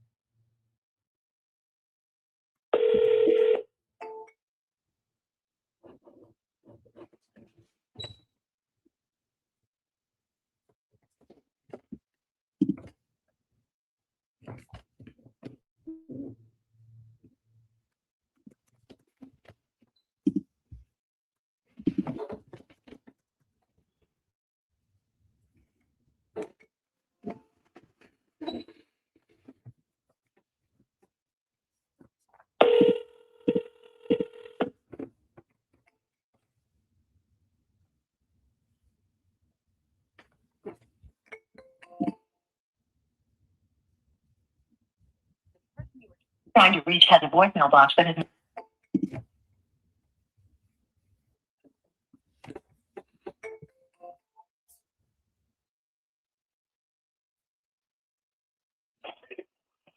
You have reached 5.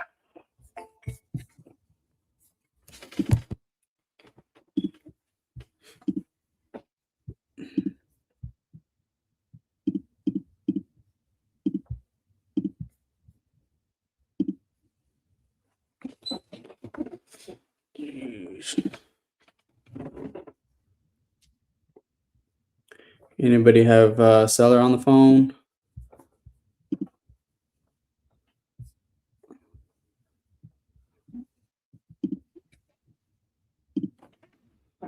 Nothing. Not yet. Not yet. Yeah, let's hear the phones ring. Crickets.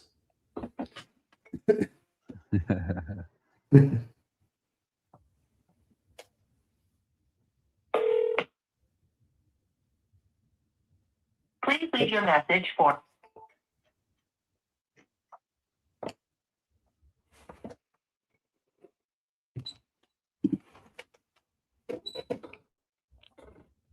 Please leave your message for.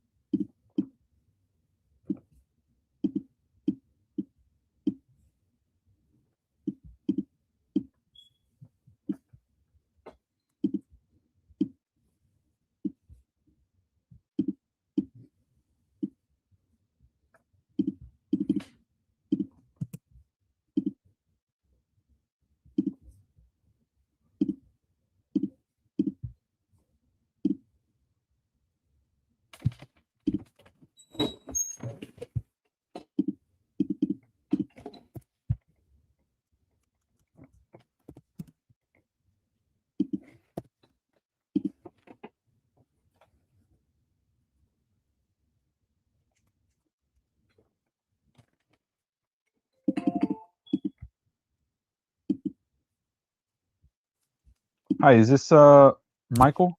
This is Teresa. I put it in. You talking about for the home? Yes, yes, for your home on McKelvin. How do you say that? McKelvin. McKelvin. Okay, perfect. So you guys are looking to sell this property. Right. How much are you guys hoping to get for it? 180. 180. Okay. So while I pull this up, can you tell me a little bit about, your situation? What's got you guys looking to sell? We just want to relocate Oh, really? Where you guys headed to? towards Dillon, Yoma. Okay. not south of the border. The border? Yeah, south of the border, somewhere right near there. Hmm.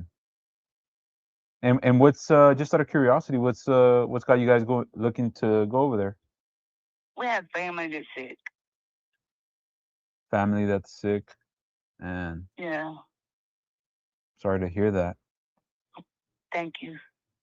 Do you guys have a place to go already, or Not yet. not yet? You guys are in the initial stages. You guys don't have a house or anything like that that you're planning to move to yet? Well, what we're going to do is we plan to do is take this money and buy something else. Hmm. Okay.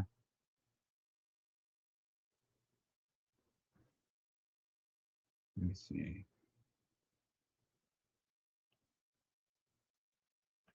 Does that make sense? Yeah, I'm just trying to figure out. I mean, how long have you guys been thinking about doing this move? Well, we got one. It's my mother and my father-in-law. They both, one can't see, one's got dementia, so we got to move down there to be there to help them. And they just got real bad, so now we've been fighting this for 4 years. So now we're actually picking up because it's getting to be too much. Because it's an hour drive there and an hour drive back home every time. Hmm. How often are you making that drive? 2 and 3 times a week. 2 to 3 times a week? That's correct. Man, Yeah, it's tiring. I bet. I mean, how have you guys been able to handle all that? About 3 years now. 3 years? Yes, sir. And I mean that has to be exhausting. I mean, what's that been doing to you? I'm sorry? Like how have you guys I guess been able to handle all that? Like too much, like that's a lot of driving two times a week. Sometimes we stay overnight and come back the next day, or we might go and stay a week and come back. It just depends. It's been back and forth. Hmm.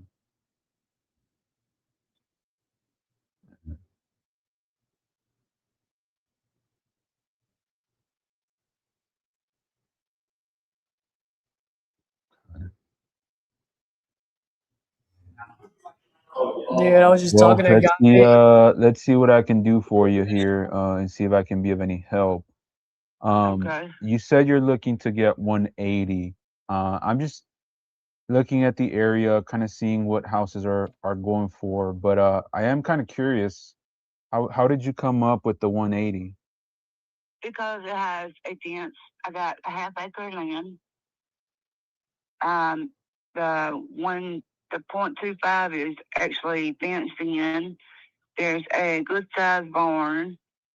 We have a half wraparound porch. It's a really big one and it's got a roof. It's really nice. We did a lot of work to it.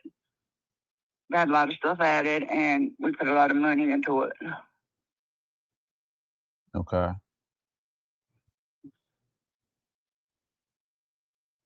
And you're looking to get that money back. Okay. Makes Well, sense. maybe not all of it back, but some of it would help. I Mhm. mean, the porch is a 38 by 30. That's a big porch.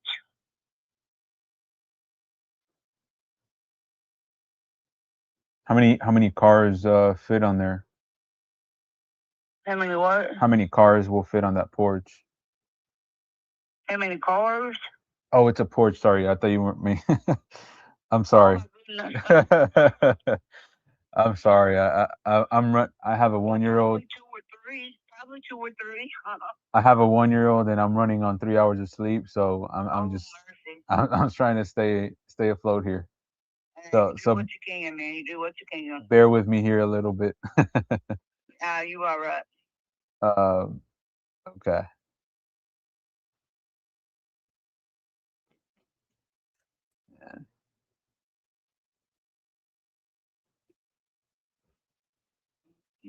Paulistine, calling Francisco. Yeah. So You know how we are. We're tired. We're just wore out. Thanks. Please stay on the line. you're just wore out. Yep. Hmm.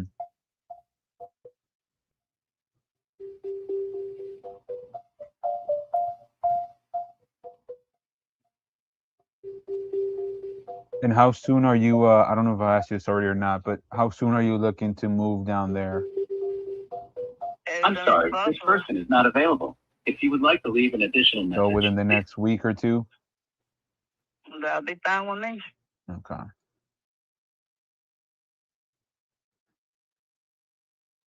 Yeah. I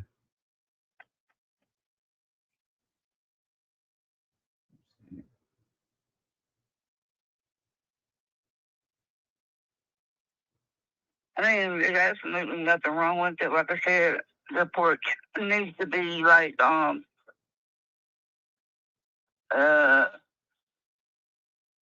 what is that? Thompson's Waterfield put on it again because we had it treated. And other than that, it's in good shape because I mean we started to look like we did living here. It still has a new ceiling in the house. Mm-hmm. Is this property completely paid off, or do you still owe? Yeah, no. Okay. No, we pay cash. Pay cash for it. That's correct. Okay. Yeah, I mean, the 180, it might be a little bit too high for me as an investor. And the only reason I say that is because I do see a property that sold for 168. Right. Yeah, about a while It's back, yes. it's a 2025 build, a newer build, and it sold not too long ago. So I mean, what you're asking for is probably about retail value for the property. And I'm an investor myself, so I would need to get properties a little bit, where I can make a little bit of profit, just enough to keep the lights on in my business. But What about 160? yeah, I mean that's still, low as I'll go. yeah, that would still be a little bit too close to what I would be probably able to sell it for. I mean, it's $8,000. Just that'll be covered up just in closing costs and realtor commissions on the back end when I go ahead and sell it. So I would be negative once we close on that if I buy it at 160. Well, if I go any lower, I'm gonna be in the negative. So I can't do that. Why is that? Why are you going to be in the negatives? Because considering what I pay for the house and the additions that I've added on to the house, it's gonna put me in the negative. Way in the negative. Because just the roof itself was $20,000. $20,000 for a roof on a roof. It's a big one. Yes, it's on this porch. Man. How big is the porch again? 30 by 38. 30 by 38. Man. So it's a nice porch. I mean, it's a nice house. It's a really gorgeous house. And it's a mint green. It's very pretty. Mm-hmm. The inside, most of the gray beige. I mean, it's beautiful. It's open concept. It's gorgeous. Yeah. But I mean, I can't go lower than 160.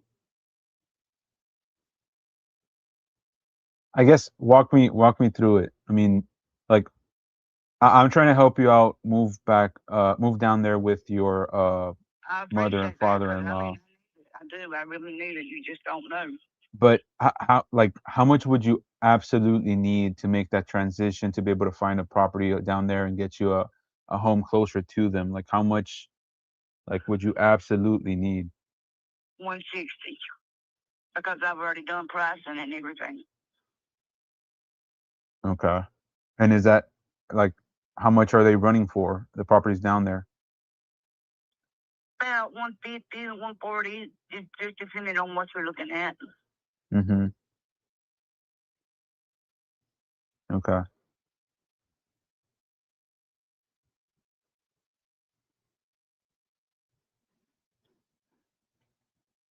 I mean, it's really worth the 180 to 200. I'm really leaning into going to my safe space and asking about why the realtor.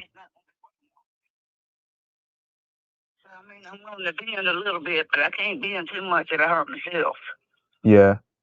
No, I mean I understand, but I do have a question. I mean, you've put all this work into it, put this porch into the property, being able to keep up with it and keep it in nice condition. And you're looking to get as much money as possible for the property. So is there a reason why you haven't gone with like a realtor instead of going with an investor? Actually, you're the first person that's called me about it because I put in information for it, Mm-hmm. and you're the first person that called me. So I'm just looking.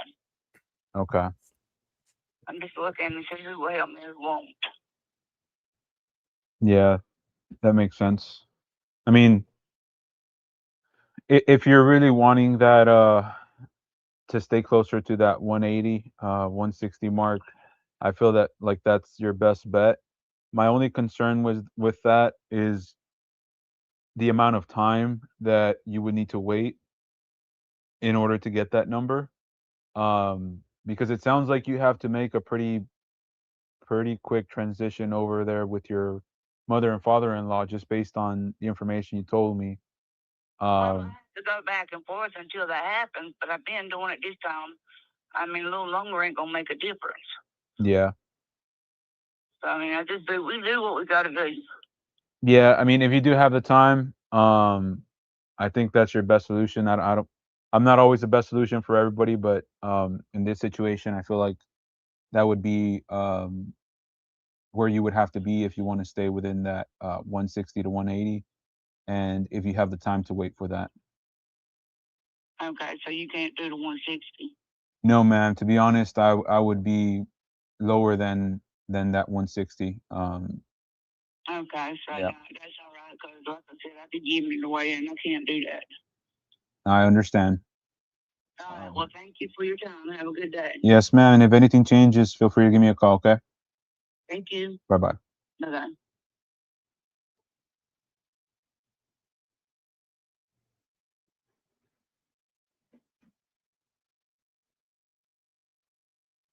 Was there more that I could have done there? Oh, man. Go ahead, Edward. Listen. I wasn't able to listen, so. Toward the beginning, you did good when she told you. That's all I was like, what brings you out there? Like, just keep it going to kind of dig deeper a little bit into that. Yeah. And then she said family, you were able to get out of like, the family being sick. She's talking about the drive and you were seeing there. I mean, it was good that you're asking, well, how often has that been going? Just to create more of the urgency there. I would have got more into her needs because then you did go back into more price based with the price and all this stuff. This is where like I like to just make the transition of like, hey, I am an investor. I want to get you as much as I possibly can. At the same time, I have to be fair to my business. That's when I would want to make that transition. Once I got in motivation and I want to get into needs, that's where I would want to get that and go in there and start figuring out like, okay, well, sounds like are you going to be buying, renting? What does that look like? And start just reverse engineering from there. She said it was paid off. From what I looked, did she just recently buy it?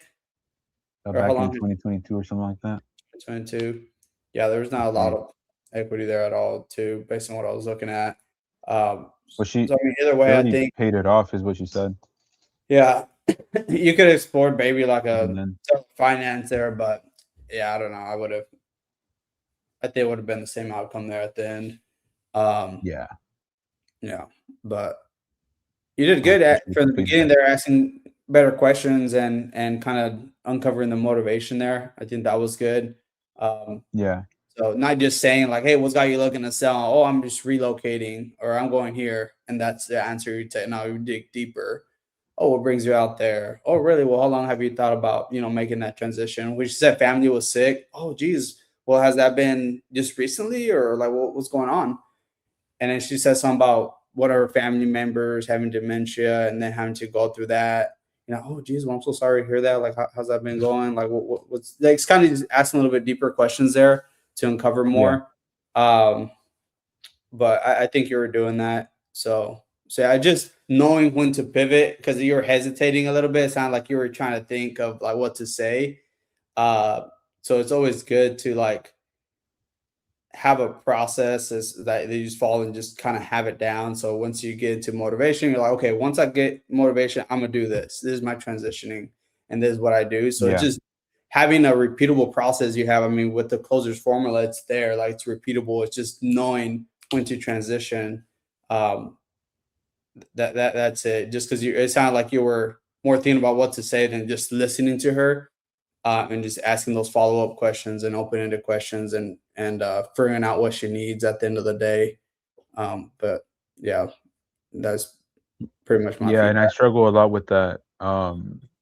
Because there's a point where I know like what to ask and I'm listening, but then it's like, okay, then I get off track and I don't know what to say. So I have to take a pause and then think of something to ask instead of, like you said, like listening, which is Yeah. It looked like you were looking around trying to find something yeah. in the computer there. I would just focus on that. Because I mean you have time, like you don't have to give her an offer right now. Shit, you have to put her on hold, put her on hold. Like so what? Yeah. Come back. But you at least want to know the motivation, get their needs, what she needs, you know. But yeah. I mean, bottom dollar, it sounded like she needed 160. I think I would have gone there like I always like to say this too. Like if they just give me a number, I don't get needs, but they give me a number, I like to say, like, oh, okay, and for you personally, like what would that allow you to do? And the only reason I ask is because it might make sense is to maybe sell now, or maybe it might make sense to wait a little bit later, depending on what you're looking Mhm. for. And then they'll either tell you, oh, well, it helps me recoup what I put into it and buy another place. Oh, okay. How much have you put into it? X amount. Oh, okay. And Yeah. how much do you need for the next product? Like you start getting those little needs there and you could just reverse engineer. But again, there was no equity on this one. So you can only do so much. Perfect. Appreciate it.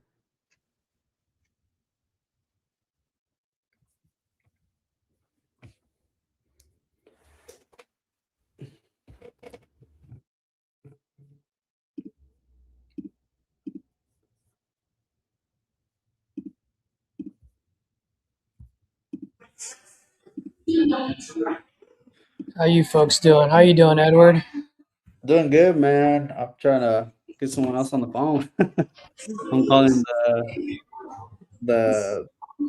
these other ones. Mm-hmm.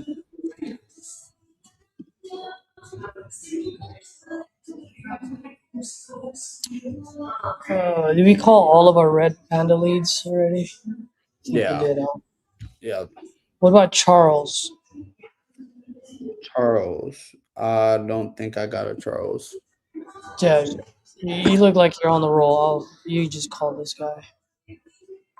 I just assigned it to you. It's in New Mexico. Oh, bro. New Mexico. New Mexico.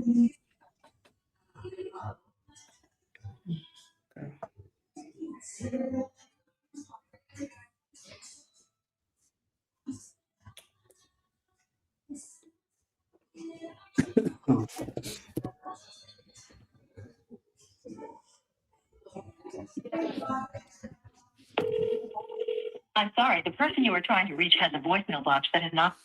Come on, Charles. Oh, I think it's a mobile home park. Which one? I'm sorry, the person you are trying to reach has a voicemail box that is not. Oh, Charles. Yeah, just called him. Blue Hill, New Mexico. Oh, no.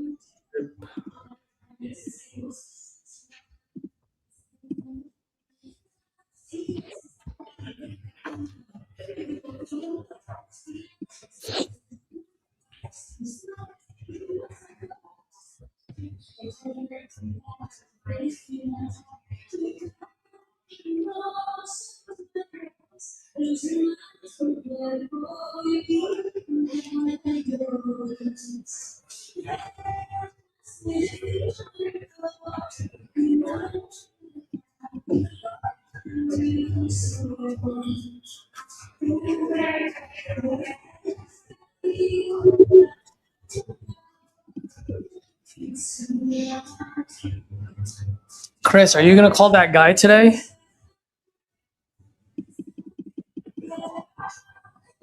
The mobile home guy from New York?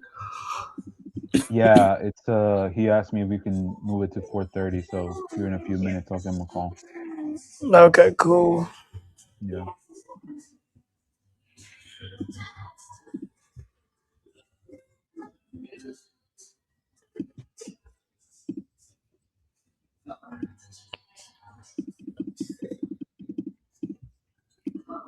You know how to run that one now, right?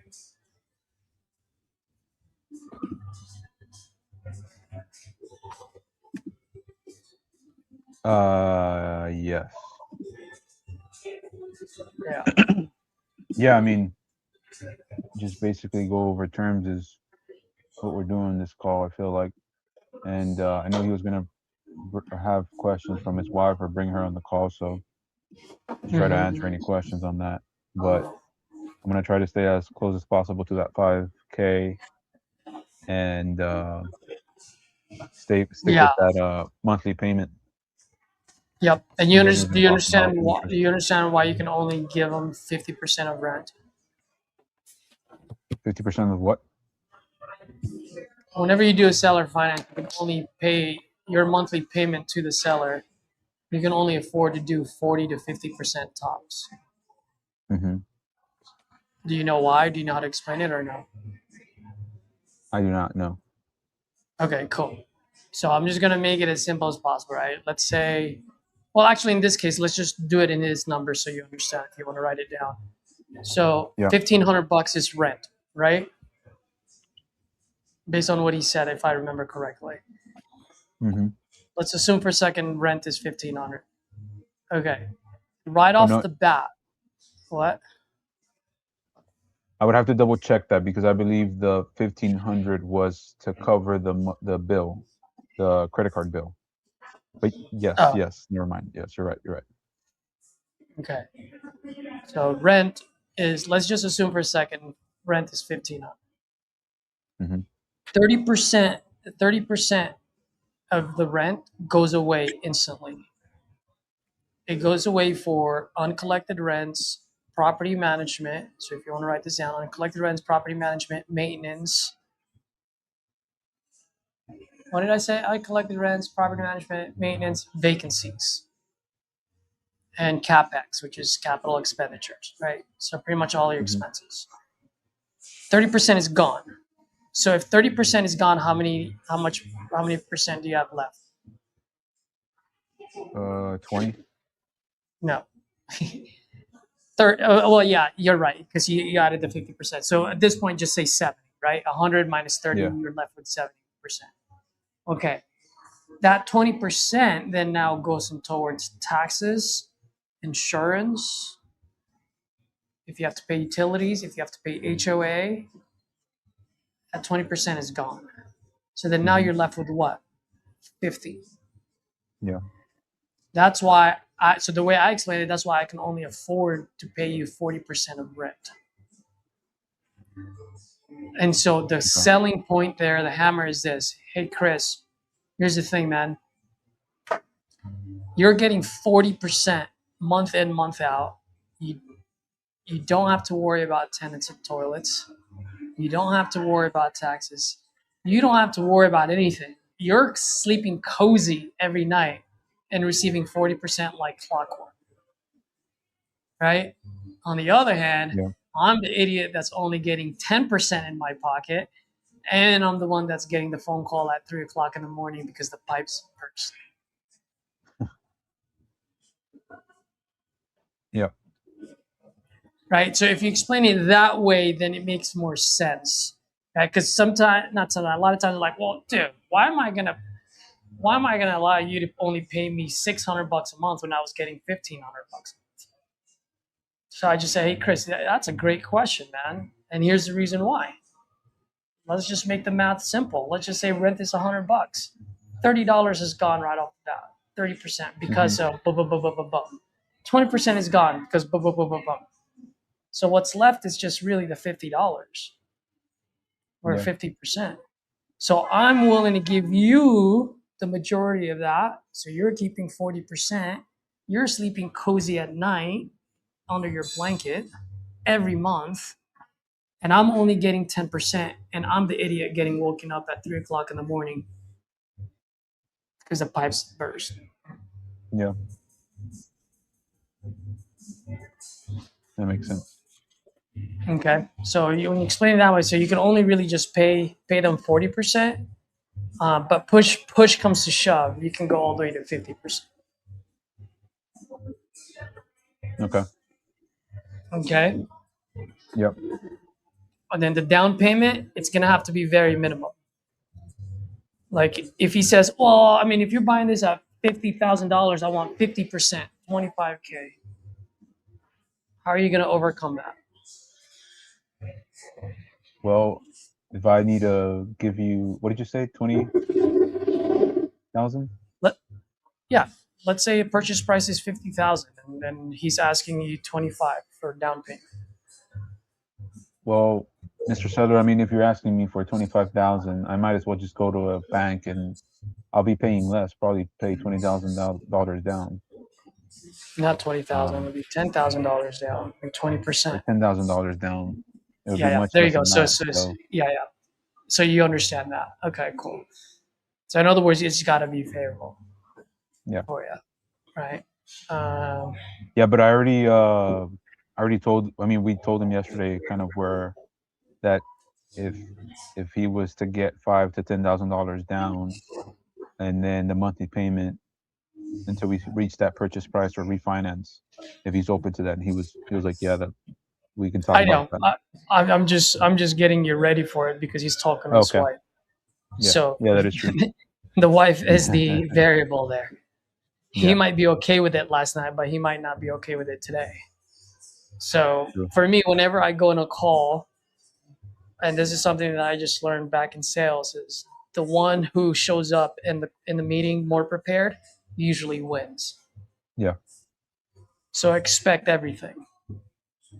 Yeah. You expect everything, you hardly get rocked. You expect nothing, you always get rocked. Mm-hmm. You know? One of the things that he's going to tell you is, well, what about interest? I want some interest on that. No interest. Why not? Because it's a tight enough deal. It's not enough deal. Or you can say, hey, totally cool, man. You want interest? How much you want? 5%. Cool. For every percent, we knock off $5,000 off the purchase price. So you want 5%, purchase price is now 25. Yeah.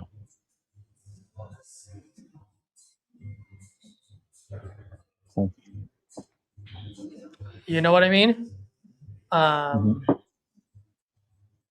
So you got to be prepared for that. For the down payment, you got to be prepared for it. But that's pretty much it. And remember his last question to you, like, well, how are you going to structure this? And you told him yesterday, I just need it at a price point where I have my 20% equity. Why do you need 20% equity?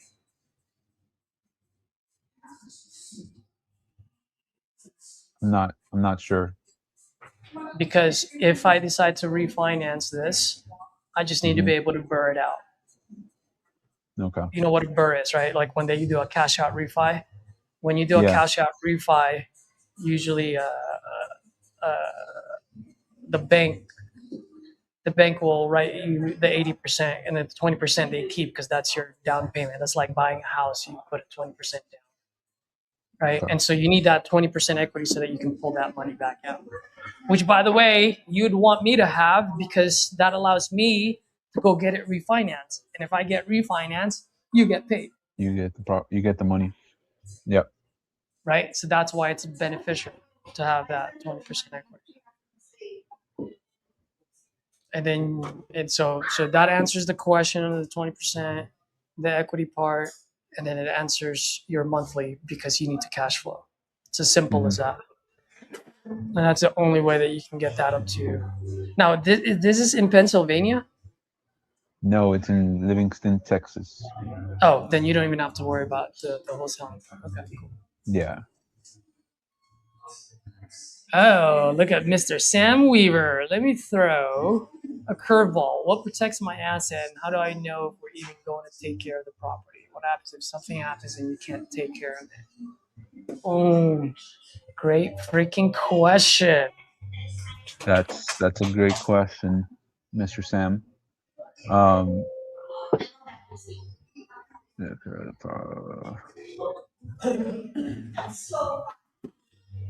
don't know how to answer the first question, but if something happens to the property and I'm not able to make those payments to you, the great thing about this is that whatever I've paid, all that equity that I've built up, it goes back to you. You can foreclose on the property, and you can get everything that goes with it that I've already paid. So that's what might happen to it.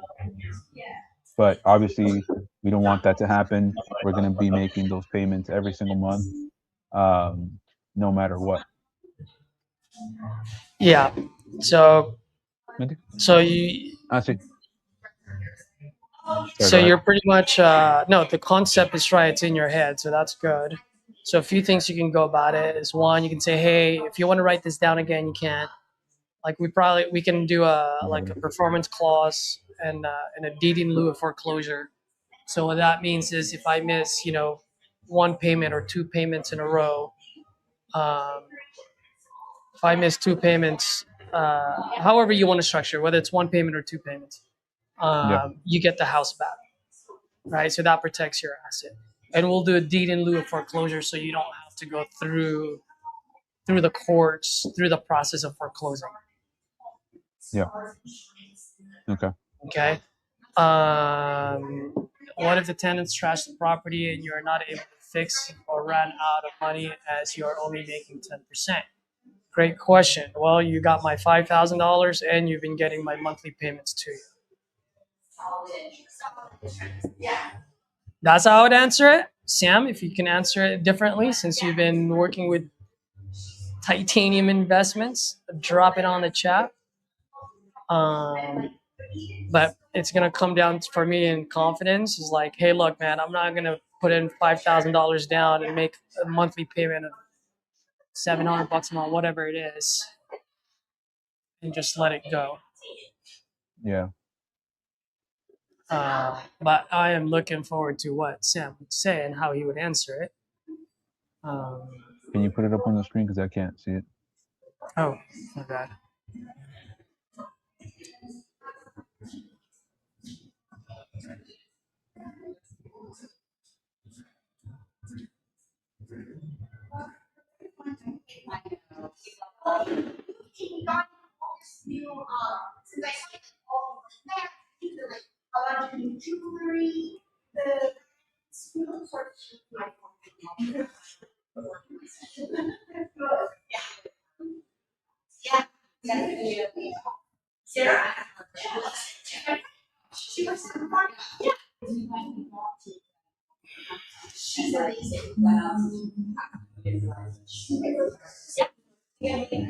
Cool.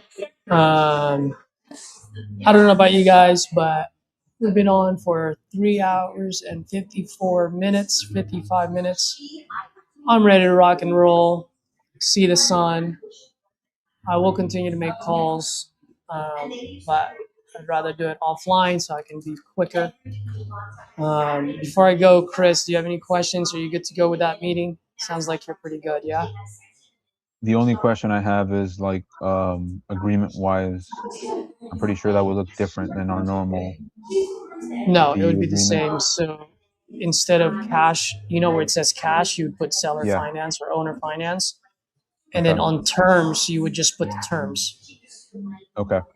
So you would just say, for example, purchase price 50,000, monthly payment or down payment 5,000, monthly payment $700 per month until notice paid off. Just spell it out. Okay. Don't bring up Sounds good. interest rate unless he asks about it, because you want to get this as close as possible to zero down, zero interest, Yeah. right? Because the things it's going to be tight with $50,000 of purchase price, and then you're going to be asking for $10,000 entry fee, which $5,000 to the seller, $5,000 to you. Yeah. That's the only concern that I have, because he's trying to, from what I heard yesterday, he's trying to get closer to 60. So but we'll see. Then you can start off with 60 if you want. I mean, this is where you got to find an opening if you want to tell them that you're going to wholesale it, because then you can be like, hey, I'll try to get you as much as I can, but I just want to be transparent with you. This is probably where it's going to land. It's kind of like what I did. Investor Frank, I said, hey, look, this is going to be a ping pong match. They're going to come in with the most favorable terms for them, and we're going to come back with the most favorable terms for you. And somewhere along the way, you're going to get pissed, and he's going to get pissed, and that's when we know we got a good deal in our hands, when we're both a little bit upset. Yeah, we'll see how it goes. But that's another quick question. That's a good question from Sam. Why does this not make sense for cash? That is one thing that I was thinking about it this morning. Chris, is we never gave him a cash offer, so you might want to tell him like where you would need to be in cash, because that might make sense for him. Because you never really got the. Well, he said he needed 60 to wipe everything off, but that's to wipe everything off. But what is the ones that he needs to absolutely wipe off? Because maybe that's only 30. If I remember correctly, it's just everything together, because he's been what's it called, transferring over that debt into the 0% credit cards, and it's all together. It's a 60,000. Yeah. So the point there is there a number that would make sense for you? And if there's a number, then that would be the cash deal. Or I mean, it being a mobile home on just 1 acre of land, I need to double check on that. Yeah, but I'm pretty because sure we I have would that need it like at 20, 30, if not 20. lower. Yeah, that's what I'm saying. Yeah, that's the reason why, Sam. But I guess what I'm trying to tell you too, and what I was thinking this morning, is maybe $20,000 might actually solve this problem. We never got to the bottom of that. I mean, he gave us the 60K, but that's everything. That's if sunshine, rainbows, and unicorns running around, Yeah. right? But what if he solves the absolute necessities, and the absolute necessities only 15K, right? Okay. But that means he also is going to have to take the. At the end of the day, if he's okay with that, then obviously cash deal will be best. But if not, if he wants to recoup as much as he can, then an owner finance, seller finance would be best. Yeah. Yeah. We'll see. Cool. We'll see what he says. So I just want to have that quick combo with you, so at least you have all the possible angles in your mind, in your head. Write them down if you need to, and then just like I said, you don't have to speak all of these things out to them, but hold it in your pocket so that if it comes up, you know how to overcome it. But you don't have to divulge everything. Yeah. Cool. Sounds good, sir. All I right, do appreciate it. Jamil, Edward. I don't know if you guys can hear me or you guys are all muted.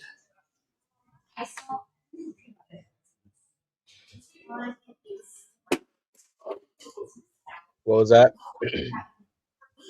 No, I was gonna say I'm gonna hop off because I'm gonna hop off. But I will be calling offline. Edward, we can still stay on StreamYard, but I'm gonna cut the stream. Jamil, I don't know if you want to get your stream going still on your side. No, I'm probably gonna take like a little break, and then I think I'll jump back on with Omar a little bit later Sweet. on. Cool. All right, guys, for the folks that are watching, hopefully you guys got some key ideas today. Drop it in the chat. Actually, not in the chat, in the comments. So that way, any new wholesalers that come across this channel, they can learn from it and help close their first deal. Till next time, folks. Speed and volume and speed and volume. Let's go, baby. Later.